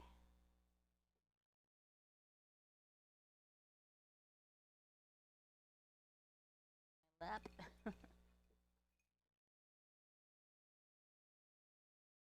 I like the new umbrella. It's a little tighter, a little more illustrative, I guess. I think the first one was maybe a little bit sloppy. I didn't love it from the get-go. And so this one I actually like. It has a few more points in the background. And this one does have them. You just can't really see them as much. I think my background on this one is maybe just a touch lighter. But right now what I'm going to do, even though we don't have our yellow face on the pumpkin yet, we need this to dry, we need this to dry. And so what I'm going to do is I'm going to have us put on the warm yellow highlights on the ghost itself, and they're going to go on the left side of the head, scoop up down along here, maybe even come down just a little bit here. At the front edge of each of these folds, we'll put a little bit, and then definitely along here. So let's maybe use our number 4 brush or your smallest brush, whatever you're most comfortable with. And I like to use the thin edge, so if you're using a flat brush, we'll turn it and use the thin edge and go along here. And we can use just plain yellow, but honestly, I like to soften it a little bit by mixing just a tiny bit of white into it. I have way more yellow on my palette than I actually need. So you can see I pulled some aside and I lightened it just a little bit. It's only like a shade or two lighter. In fact, I might pull a little more yellow back in there. And I wiped my brush off, and I'm going to redip the tip edge of the bristles and just come along here, and I'll check it out first and see, do I need more yellow in there? Maybe a little more yellow. I think I don't want it as white as I made it. So I add just a little more yellow in there. Oh, I was like, I have a drip of water on my canvas for some reason. I kept putting my arm in it, and I was like, is there wet paint down there? And this is just going to curve up, and that can come down. Just take your time. Use the thin edge of your brush. Going to come right up here. And then this, you can have some highlight that just sort of bleeds down in here, the way light would.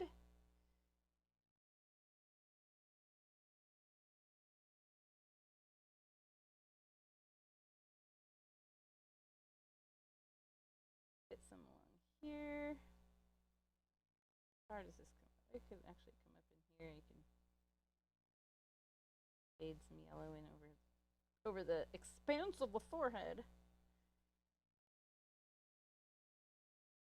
But I'm just highlighting the front edge of these folds. Yeah, across the top of the forehead. Maybe there would be a little residual here. Technically, if we're getting into technicalities, we could highlight the edge of this umbrella handle. But it's so skinny that I think it would be really easy to lose it. Like, let's see what would happen. You have to keep it really thin. Maybe use your smallest brush. And then definitely you would have the highlight along here. And even you could have these folds pick up just a little bit. A little kiss of color. Let me push that up here. I'm getting off the camera here.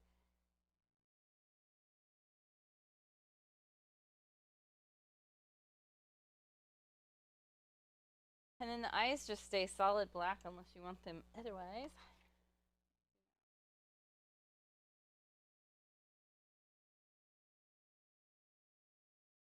Looking good. My umbrella has some shading on the bottom, and that is a kind of a nice touch. You don't have to do it. If you really like yours more illustrative-like and you don't want to have that shading in there, you can leave it off. I'm going to check how dry this is, and I'm going to put some shading in there just so I can show you how I did it. I want to use my number 8 brush, so just a flat, like 1/4 inch wide brush is a good one to go with. And I am going to mix orange and black, only it's not going to be as dark as this. It's going to be more like this, kind of a rust color, I guess. Burnt orange, that's what we end up with. Zoom in. And I'm going to wipe this paint off my brush, because you can see I have a giant glop on there, and if I were to just go for the glop, then it's not going to have the effect I want it to have. I want it more of a dry brush effect, and I'm going to find out right away if I need to add more black. And yes, I do. I need to add more black to that, so it is definitely more of a rust color. This is what it would look like. So I'm going to shade upward. You can do little flicks with your brush like this, or you can do swirls like this.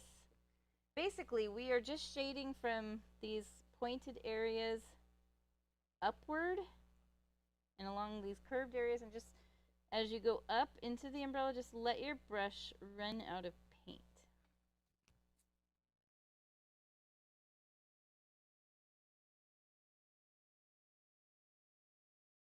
It just kind of gives it that old crusty look. The ghostly umbrella. And I'm sure some of you guys could come up with some really fun, creative ideas. I see Paul is putting something on his. Doing a flashback. A flashback? What do you mean? A nod to an old painting. Okay. And then here's the thing, if you end up with like a really harsh shadow, like your dark color you made was way too dark, you can just wipe your brush off and use just plain orange, and right at the edge where the two orange and the darker color meet, just feather in some orange and it'll sort of blend it nicely.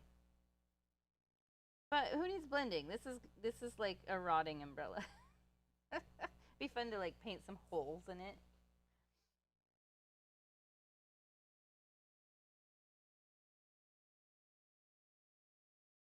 This umbrella has been with this ghost for 3,000 years.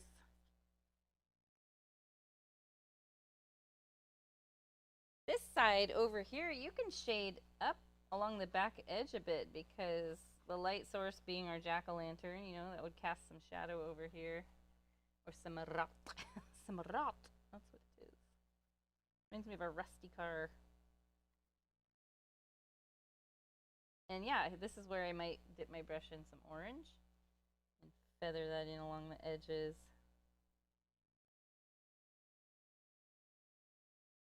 So you're blending wet paint into wet paint. so much better than that other umbrella from the original painting. I like it much more.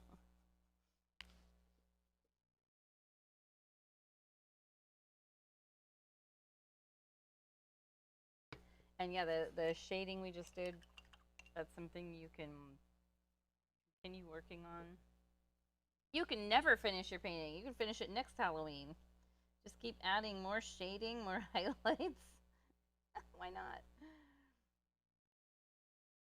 I say it all the time. Leonardo da Vinci said, paintings are never finished. They're just abandoned.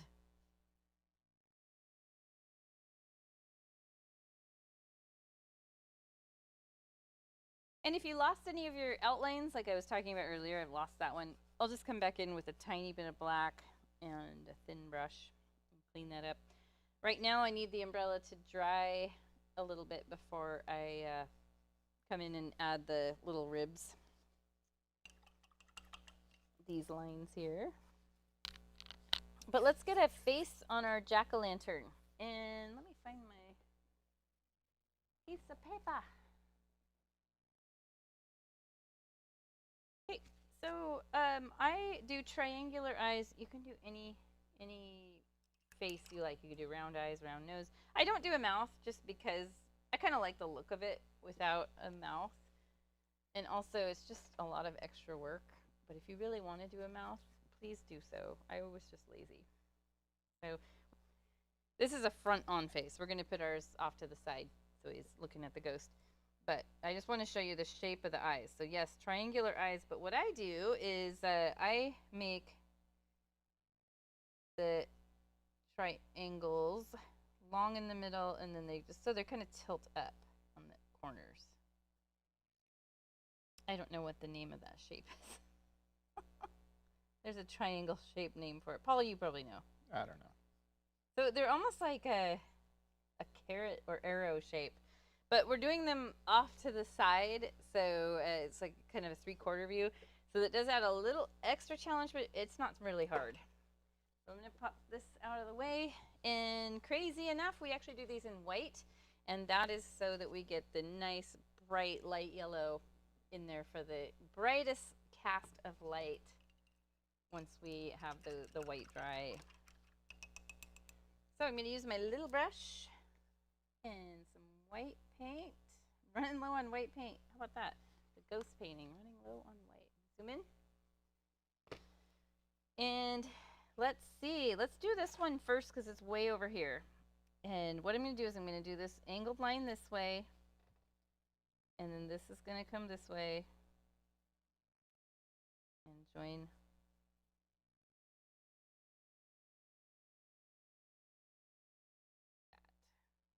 So see how it looks like an arrow point? Like if I were to draw a stick that way, it's just going to look like an arrow pointed that way.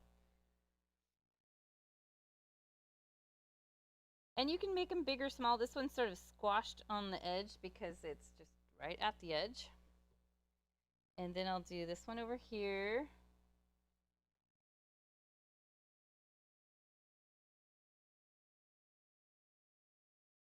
So they're just sort of tilted up at the edges, if it makes sense to you. Mine got off a little bit. That's kind of funny. This is normally so easy for me. What the heck? They're almost little ghost shapes themselves. My eyes on my little guys they're getting bigger and bigger as I'm fixing and fixing. And they're gonna look really funny right now because being white. And then for the nose, it's just a simple little triangle. Right smack in the middle. And we'll let that white dry. Kind of looks like he's sad. Just like the ghost, I guess. Have I been taking my Wellbutrin? That's a good question.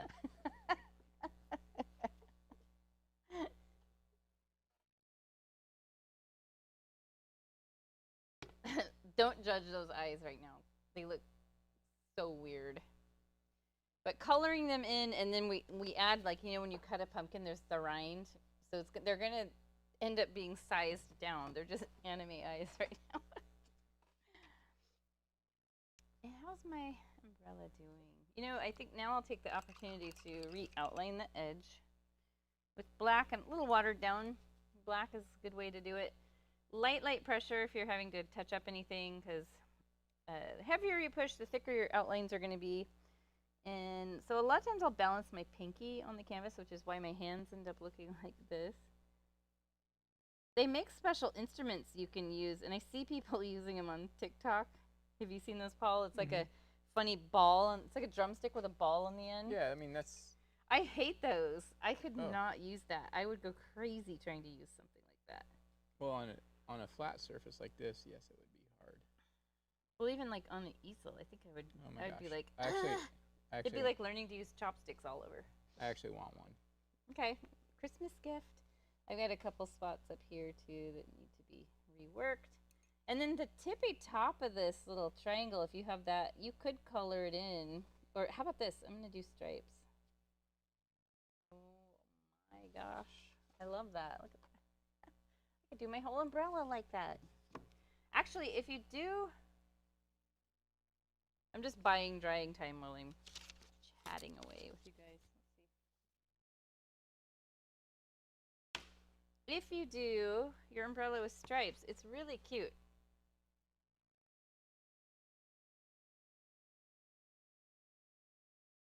So first, what you'll want to do, and we'll do this in a minute on our paintings, is you're going to make the umbrella ribs.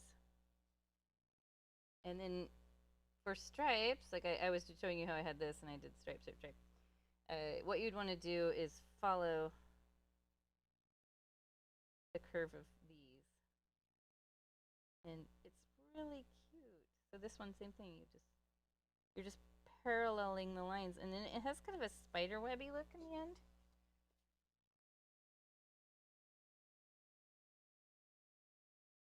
Sort of love that.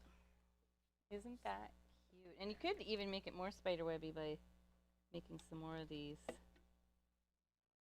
lines that, see how I'm paralleling the curve of those. It's a spider web, and then, you know, two little guys hanging off these.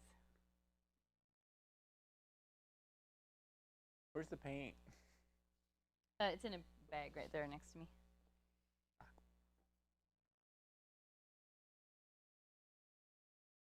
How fun. I want an umbrella that looks like this, but with fake spiders. I'm trying to learn to love spiders because, like, my biggest fear is ending up, like, in the car and a spider is, like, on me and I get in a major wreck. My cousin had that happen because she was terrified of spiders. Here, I'll give you one last look. So I've been trying to make my peace with them, and what helps is actually giving them names. Like, we had a really huge hobo spider in our front yard that she made a nest right under a piece of shingle. And I would go out and I'd water my tomatoes. This is late in the summer. And I would just talk to her and named her, talk to her. And I'm like, I'm just going to learn to, her name was Miss Queen. And it has helped. Although I'm still not going to be one that'll be like, see a spider on the floor and pick it up with my hands. There's no way. I don't think I'll ever get to that point. But I don't go into hyper shock as much as I had in the past.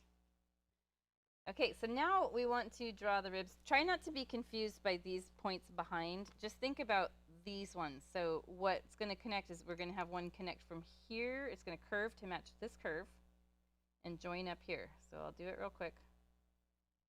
And I'm just going to go right up to the bottom of that stripe. Let me zoom in, actually.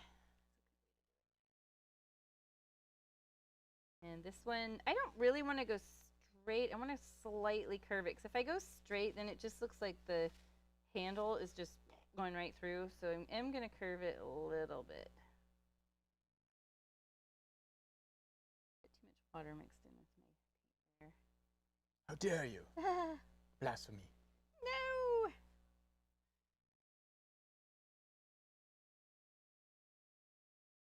And then this one. Match that dramatic, whimsical curve.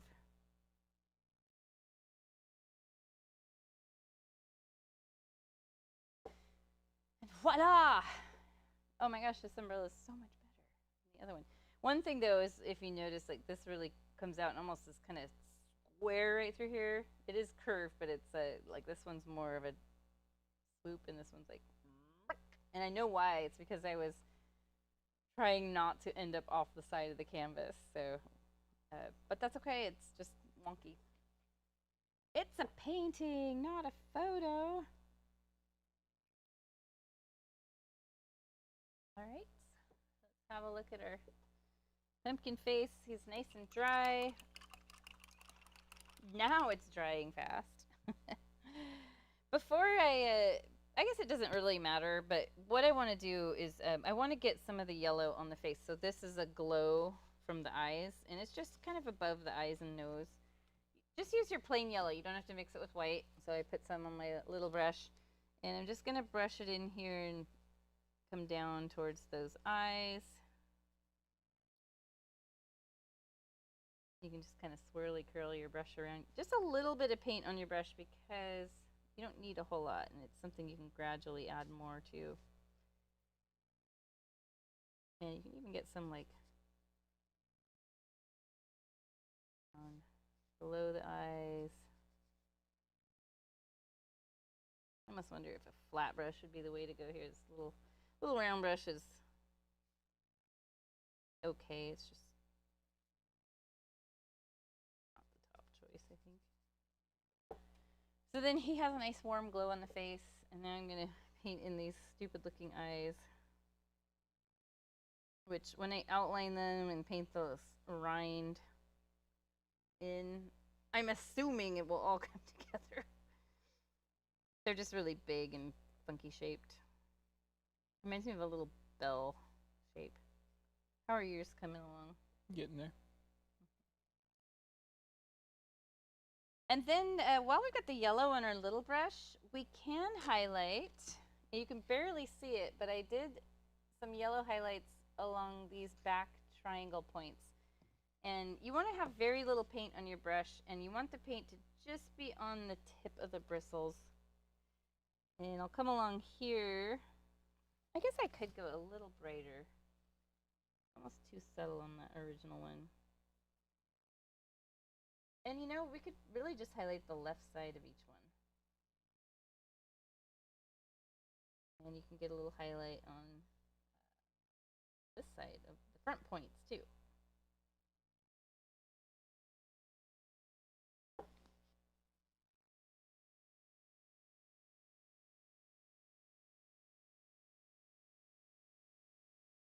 And let's paint our spider on real quick while these are drying.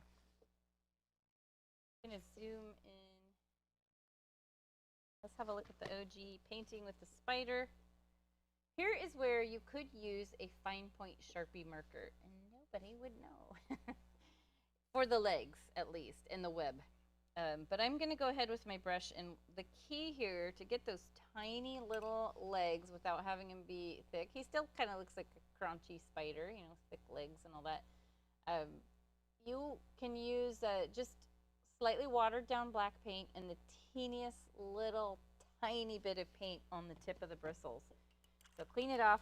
I'm going to actually add, real quick before I do anything, I'm going to pull aside some black and add a good bit of water to it. Then I'm going to rewash my brush and dry it. Kind of pinch my paper towel over it and pull it through. And then I'll just sort of pinch and twist the tip of the bristles. So, oops, sorry. So then I have, come on camera, focus. Nice little point there. And then I'll dip the tip of that paintbrush in. See how much paint I picked up? Just a teeny tiny bit. And you want feather light pressure, and we're going to go from the bottom of the pumpkin straight down. And see how I got that really fine line because I had very little paint. It was watered down, and I used the lightest pressure, and I could go over it again. It's almost too faint. And you could do this in white if you want a white web. It's kind of leaning a little bit. The wind is blowing it. And then I'll use the same little brush. I'll make a little oval body. Let me zoom in even more if I can. hey, yeah, we can go. We can see the brain of this ghost and the spider.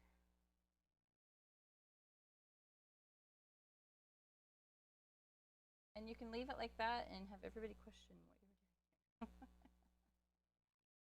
This is where you would grab your fine point Sharpie if you want. You might let the paint dry from the body of the spider first before you paint the legs on. But I'm going to go with the paintbrush. Very little paint on the tip of the bristles. Probably even less than I have on mine right now. But I start in the very back and I make two legs that go up and then they sharply come back down. I'm going to give this spider a little bit longer legs. Scary. And then like this one, it could cross over. Because that's how they look. They come at you and their legs everywhere. But you want to make sure you have 8 legs.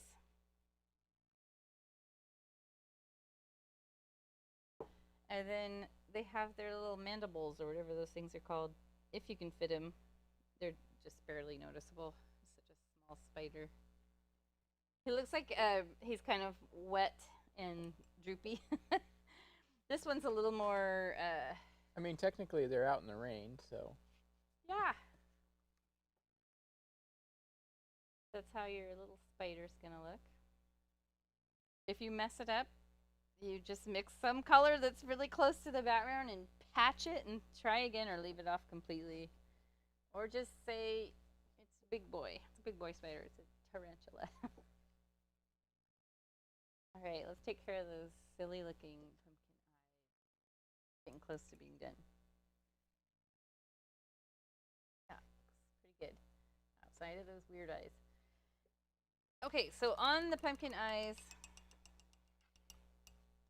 I'm going to use the dark brown color that I outlined the pumpkin with. We outlined the segments with. So that was orange and black. And I need to mix a little bit more because mine has dried up. Dark brown, and let's add a little water to it. I might lighten it a little more. We're going to outline the eyes, and the eyes are pretty light right now, so you don't really need a super harsh light outline, just some kind of rusty color. We'll see. See if I need to darken that up. You don't want a lot of paint on your brush, so do the pull twist thing, or wipe it off and then redip the tip of the bristles in the paint. Zoom in a little more. And because my eyes are so big on this one, I'm going to outline kind of on the inside edge in hopes that I can reduce the size. Just a little. Come on, just a little.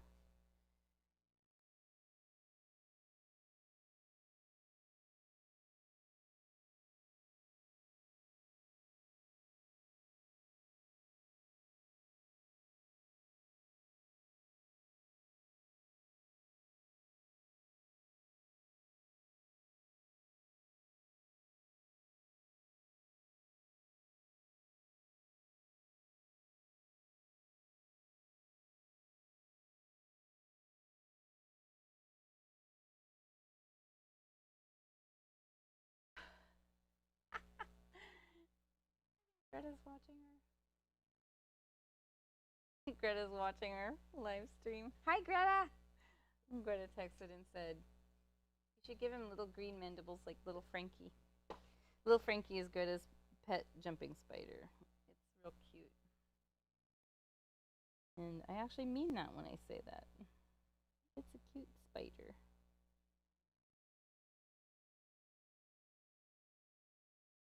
Greta, I know why you're watching. You're watching to see how far along I am to see when I'm going to get home. That is what is happening.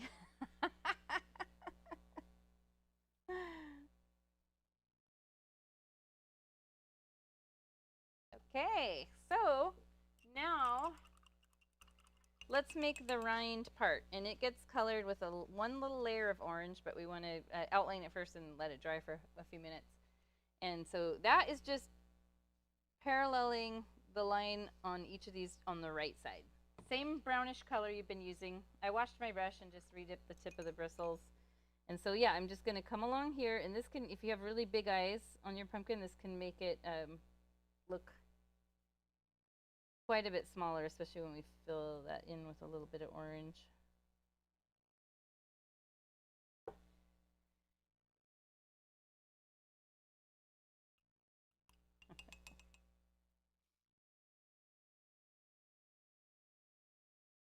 I have to go home and help Greta make a plaster mold of their face. We bought this plaster that I used it in when I was in tag in 4th grade. We made masks that were like Harlequin masks, and we all had to put Vaseline on our faces and lay on a table while a couple people like layered. It's like tape, and you cut strips of it and you lay it all over your face and avoid the eye and nose area. So you do end up with little eye holes and little nose holes, and then I think if I remember right, they paint water over the top and it all just sort of becomes plaster.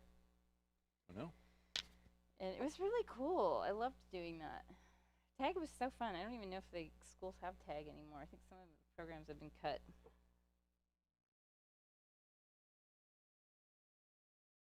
Have you seen the meme that says, if you were in tag in the 80s, how's your ADHD or autism going?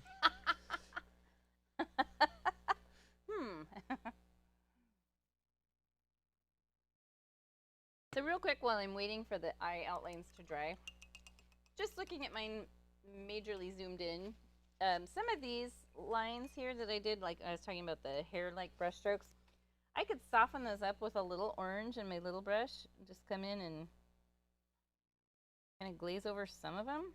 And for what it's worth, I was in tag in the 80s, so... yeah, we both were. What does that say about us? Greta was in tag. But not in the 80s. Greta was in tag, and now Greta's in tattooing.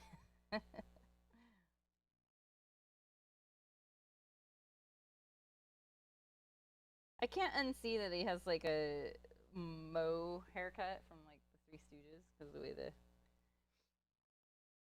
Can't unsee it, Paul. All right, the eyes outlines on mine have dried enough. So I'm going to take orange and just do a little coat right along inside those outlines. And now those giant eyes I have are still giant, but they're not quite as giant. Oh, and actually there is one other thing I do that's optional. There's a couple things. We can put a highlight on the umbrella. You can see right here.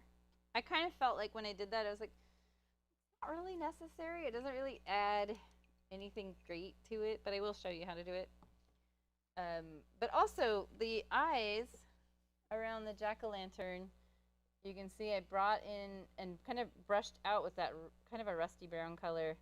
So you know how pumpkins look after you carve them and Halloween is over and they've sat for a week and everything sort of starts shrinking in on itself? That was the look I was going for because I wanted it to look slightly wet, rotted. So here is what I'm going to do. I do like this a lot because I feel like it kind of, right now these look really pasted on. And I kind of want to make them feel more part of the pumpkin. What I'm going to do is I'm going to use my rusty brown color, but I'll mix more orange with it. Do you have some orange? Yeah, you do. Is that what you got when you had to get more paint? Mm-hmm.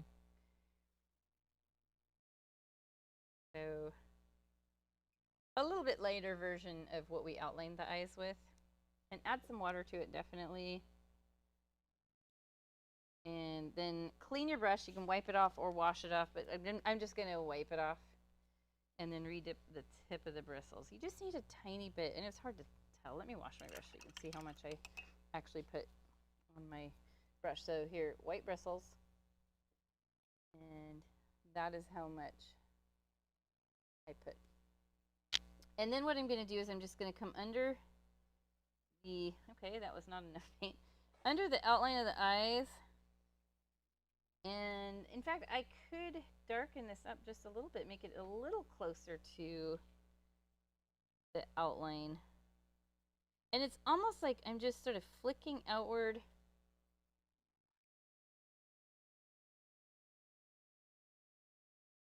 Flicking outward and sort of shading.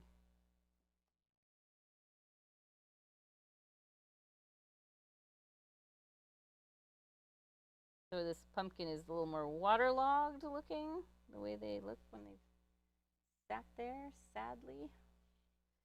We actually paint our pumpkins most of the time when we do.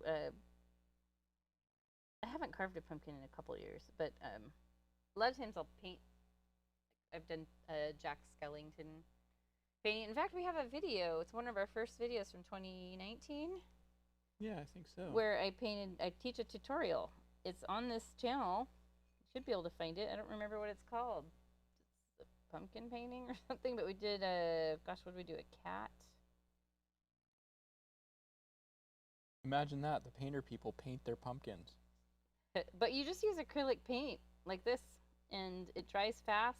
What you'll want to do, though, to make things way easier for yourself is, and actually I'll continue that sentence in a minute.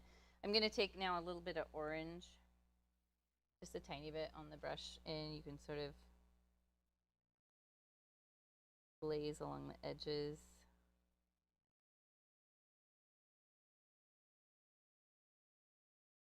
Anyway, so what you'll do for the best results, get your pumpkin, bring it in the house, scrub it with a dish scrubber and some soap, and let it dry and let it get to room temperature. And then you won't be struggling with paint and condensation at the same time. So yeah, just let it dry really good, get to room temp, and paint away. There, so now, yeah, I've got a funny little shading around the eyes, which I really do like a lot. There's one little line that I kind of want to soften up a little bit, and it's this segment line right here. It just is kind of distracting.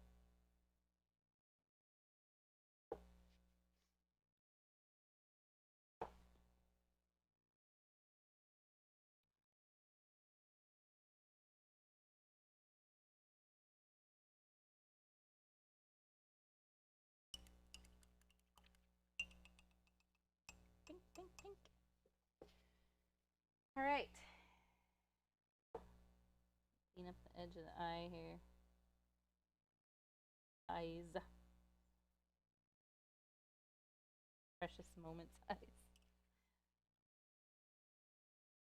Zoom out. We're just about done. Yeah, pretty close, the two of them. Trying to think. I think my new pumpkin has more segments on it. I do feel like I could use a second coat of orange. I'm being just extra picky here today, just for fun. I could use a little bit more orange here, kind of working from the middle outward. Maybe a little more here. Working from the middle outward, letting my brush run out of paint. Gives it maybe a little bit more glow. And yeah, I really tilted the eyes a lot on this one. I was trying to figure out when I painted them, like, what did I do wrong? Not wrong, it's just a different face. Slightly different. Okay, so now last thing before signing, I'll show you if you want what it would look like to do the yellow highlights on the umbrella. And I'd probably use like a number 8 brush, maybe number 4, either of those two, a flat, like 1/4 inch wide brush. Clean it off and then dry it off really good. Let's zoom back in. And so our light source is coming from these eyes and nose. So yes, it would probably light up a little bit on these two spots of the umbrella. So take and dip your brush in the yellow, then wipe it off. Like I'll just wipe it off on my palette a bunch of times, so I have just a tiny bit on there. And then come in, sort of dry brush it in there. Okay, that was way too small amount of paint. Okay, maybe I didn't even need to wipe off the brush.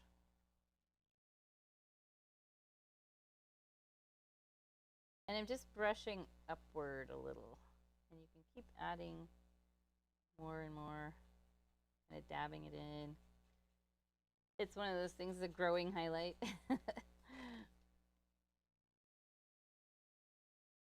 If you accidentally paint over any of your black outlines, you can just bring them back. Easy to do. But you want to start with just a little bit of paint, because otherwise you glop it on and you got to figure out where's it all going to go now. Suddenly your umbrella is yellow. And so yeah, you can just kind of gradually add it in there. And if you get too much, you could come back in with a little orange.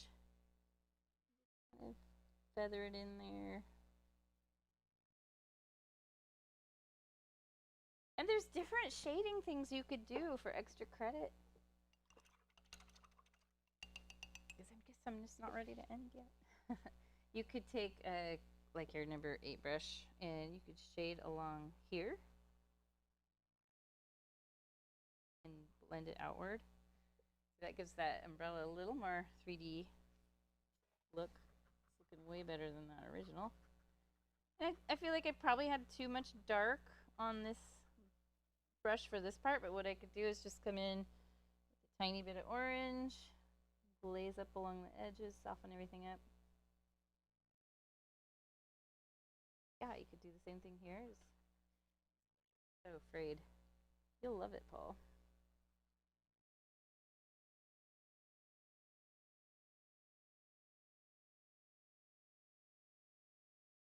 But yeah, paintings are just a lot of just different decisions and experiments that you do along the way. Experiment with how it looks like if you add more shading or add more highlight or re-outline. But I like the look of this.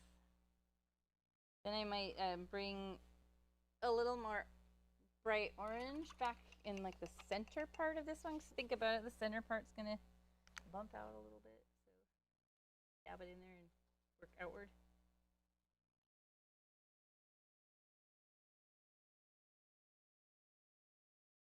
Or just giving me directions. Give the spider little eye shines and green mandibles. Do you know how hard it would be to fit that in there, Greta? I'd need like a micro brush. And then like I could do some shading here too. This is not on the original, just some extra fun things you can do to painting a little more dimensional. So basically, I'm just using that sort of rust color we made and camera more shading along the edges.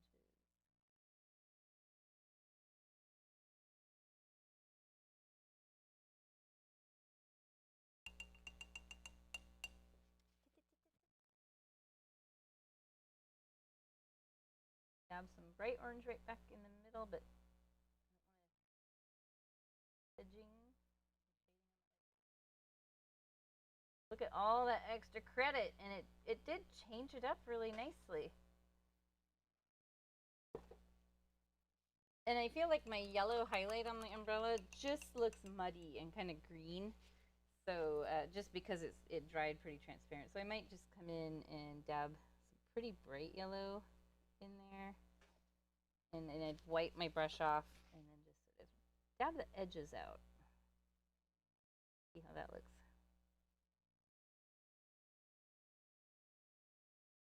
This is where my frayed brush comes in handy. And then, yeah, I just, if you lost any outlines when you were doing that fun shading, I kind of lost a little bit of one right here. Redo them if you want. Might not be necessary because sometimes it's kind of cool to have them look good. Very light pressure. Okay. And just for Greta, I'll make those tiny little eye shines.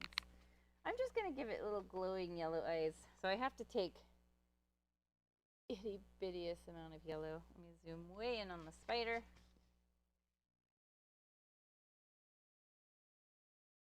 Oh my gosh, I don't have reading glasses magnetized enough for this. Want to try these? A few years ago I could have done it. There, I love that. Oh, he needs his own little umbrella. I guess the pumpkin's his umbrella in this case. And there we have it. There's our completed cute ghost. Let's compare it to the original stuff around. Got my palette I can get out of the way. Yeah, love the umbrella on the new one. Glad I actually took some time and wasn't feeling impatient. When I designed this, I got kind of impatient with the umbrella, and I love it. I love the new one. Very fun. I enjoyed that very much. I like the little shine on the eyes. And I'm going to sign mine now. I think I'll have to borrow some of your paint. Where do I want to sign? I think I'll use orange. And I'll probably just sign it down here.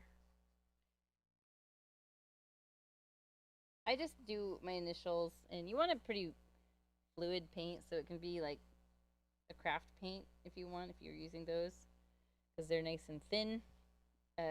Now Blick makes some fluid paints too, or you can just water down your paint, or you can just use a Sharpie. They even make metallic ones, so those are kind of fun. Spooky, spooky. You just about done, so you can show yours? Yeah, just need to sign it. Paul's paintings are always a treat because he does some different stuff to them. Okay. So Mine's see. pretty different. That's the norm with your. Look at that. I like that. So let's talk about what you did differently. You made your umbrella into a mushroom. Yeah, moonshrooms, remember? Yeah, moonshrooms. And it has the little tubercle things on it. Yeah, the handle was a little bit awkward, but then I think I kind of got it pulled together. Yeah, and then the face on yours, you kind of did like this, like it's almost recessed. So almost like he has a hood on. Uh-huh. And you put little glowing eyes. And what did you use color-wise for this peachy color? You just used orange and white, maybe a little yellow? Yeah, mostly used orange and white. So that's fun. You can, like, if you look, he played around with highlights because he's got that peachy tone. He's got some light blue in there. He's got pale yellow and white. So white would be like his very front highlights. Yeah, very reserved. Ultimate. And that's like something I could have done. I could have come in with a thin brush stroke in white just as a final shine. And those are the finishing touches that make a painting just extra.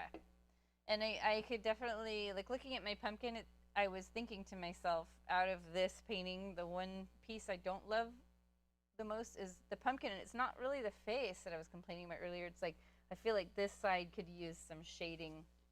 Maybe even some blue, like you did, sort of a grayish blue. That would be something I might. I put drips on the umbrella. Oh yeah. I put a couple drips on the pumpkin. Fun. Let's see. Let's do a special high-tech zoom in and look at those water drips. He's got them like highlighted, and he got some on the pumpkin itself. Looks like a tear, but it's. Look at that face. He's not scary. He's kind of looks like an old man. He's like the brown wizard and. The brown wizard. Well, I wanted it to look like his face was not like a face, but just like shapes in the fabric, and then I decided to add the glow. Yeah. Thanks, Marlene. Yeah, this was a fun one. I enjoyed it a lot. And I love the Halloween paintings. I love the Christmas paintings. Any of the holiday ones are really fun because whimsical is just something that comes to me. Like, that's how I would paint all the time if I could. I just don't know if whimsical is what, a great one to do year-round. No. Sometimes it is, but, I love painting realistic birds, too. And I always look forward to the October paintings because I do. It's so usually far outside of my typical painting. Greta says yours is worse because there's no spider. Well, I can add a spider. That's easy. Thanks, Faith. It was so nice to see you again. But it's so far, like, it's not my typical type of, like, what I would sit down and paint, so I really kind of like to go with it. Yeah. I like how you added shadows to each of your little warts. Yeah. Aren't they called, like, tubercles? I think we looked it up once. I can't remember. I think when you did that Moonshrooms painting back in, like, 2021, I think we looked it up. And yeah. Like, I thought, let's just make this into the Moonshrooms umbrella, and And the stem kind of got a little bit out of hand, but then I was like, no, this works. So all of our videos are free, and you can look up some of the past Halloween ones. Paul had one called Moon Shrooms that was really fun and had a lot of that similar thing going on. I don't remember if that was Halloween or November. No, I think it was Halloween because it was the same time I did The Watcher. Another one is called The Watcher, and that has a haunted house in the distance with some mist and a pumpkin and a crow or raven on the pumpkin. And yeah, we just have like Vintage Pumpkin Witch is another one. I don't even know if you have them sorted on our channel by holiday where people can. There used to be. I don't know if I've kept up with it. Yeah, and we're doing this for free now, so all of our videos are 100% public, and we would love it if you would like and share it with your friends. And we do have a link for you can become a membership. Yeah, it's like basically it's just a monthly support what we do. It's like I think it's $2.99 a month. Yeah, and it's just throwing some money our way. Yeah, I mean we do put a lot of time and effort into developing the paintings, and we have to buy materials and stuff like that. And while we do enjoy it, it is kind of and nice we have to a tap into the inner part of our brains to come up with this stuff. But it is kind of nice to have a little bit of support. Yeah, we appreciate you guys. Some of you guys have been with us for a very long time. Back when we used to have a subscription box, there was a point where we were shipping 400 a month of subscription boxes, and it was a difficult time because most of our money was going to the marketing company that was helping us grow that big, and Facebook advertising, which was part of their marketing program. So it was like we were doing 10 times the amount of work for the same amount of money. So yeah, we just over the years we just kind of gradually got rid of our subscription box and just have it be a channel where we tell you here's what the supplies you need, and this is the date we're gonna paint. Yep. So it's a lot of fun. We have enjoyed. We have some kids videos on our site too. Kids would probably like this one a lot too, but we have some that are designed for much younger kids too. Yeah. Yeah. Let's bring it back. Let's bring it back. Bring it round town. Here Thank you so much for joining us. Hey, everybody. Paul will be putting out a zombie painting. I don't know if you're going to do like the original zombie painting you did a few years ago. I think it's going to have to be different. Yeah. I have a hard time going back and doing older paintings. Yeah. Yeah, for sure. Just because like the way I paint is different than it was 10 years ago. Yeah. And we're getting close to the point where Halloween paintings are going to be like on Halloween, so we'll have to figure out a date that will allow you guys to paint so that you can hang it up for Halloween if you want. Yeah.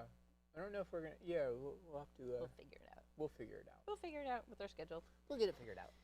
All right. Well, thanks again for joining us. Happy Friday, everyone. Hope everyone has a wonderful weekend. And get spooky, decorate your houses, get your pumpkins out, and we will see you soon. If you're not following us on our Facebook group page, it is a group page, not a like business page. It's a Palette Knives Out community. Yeah, I think so. Palette Knives Out Artcast. Palette Knives Out Artcast community.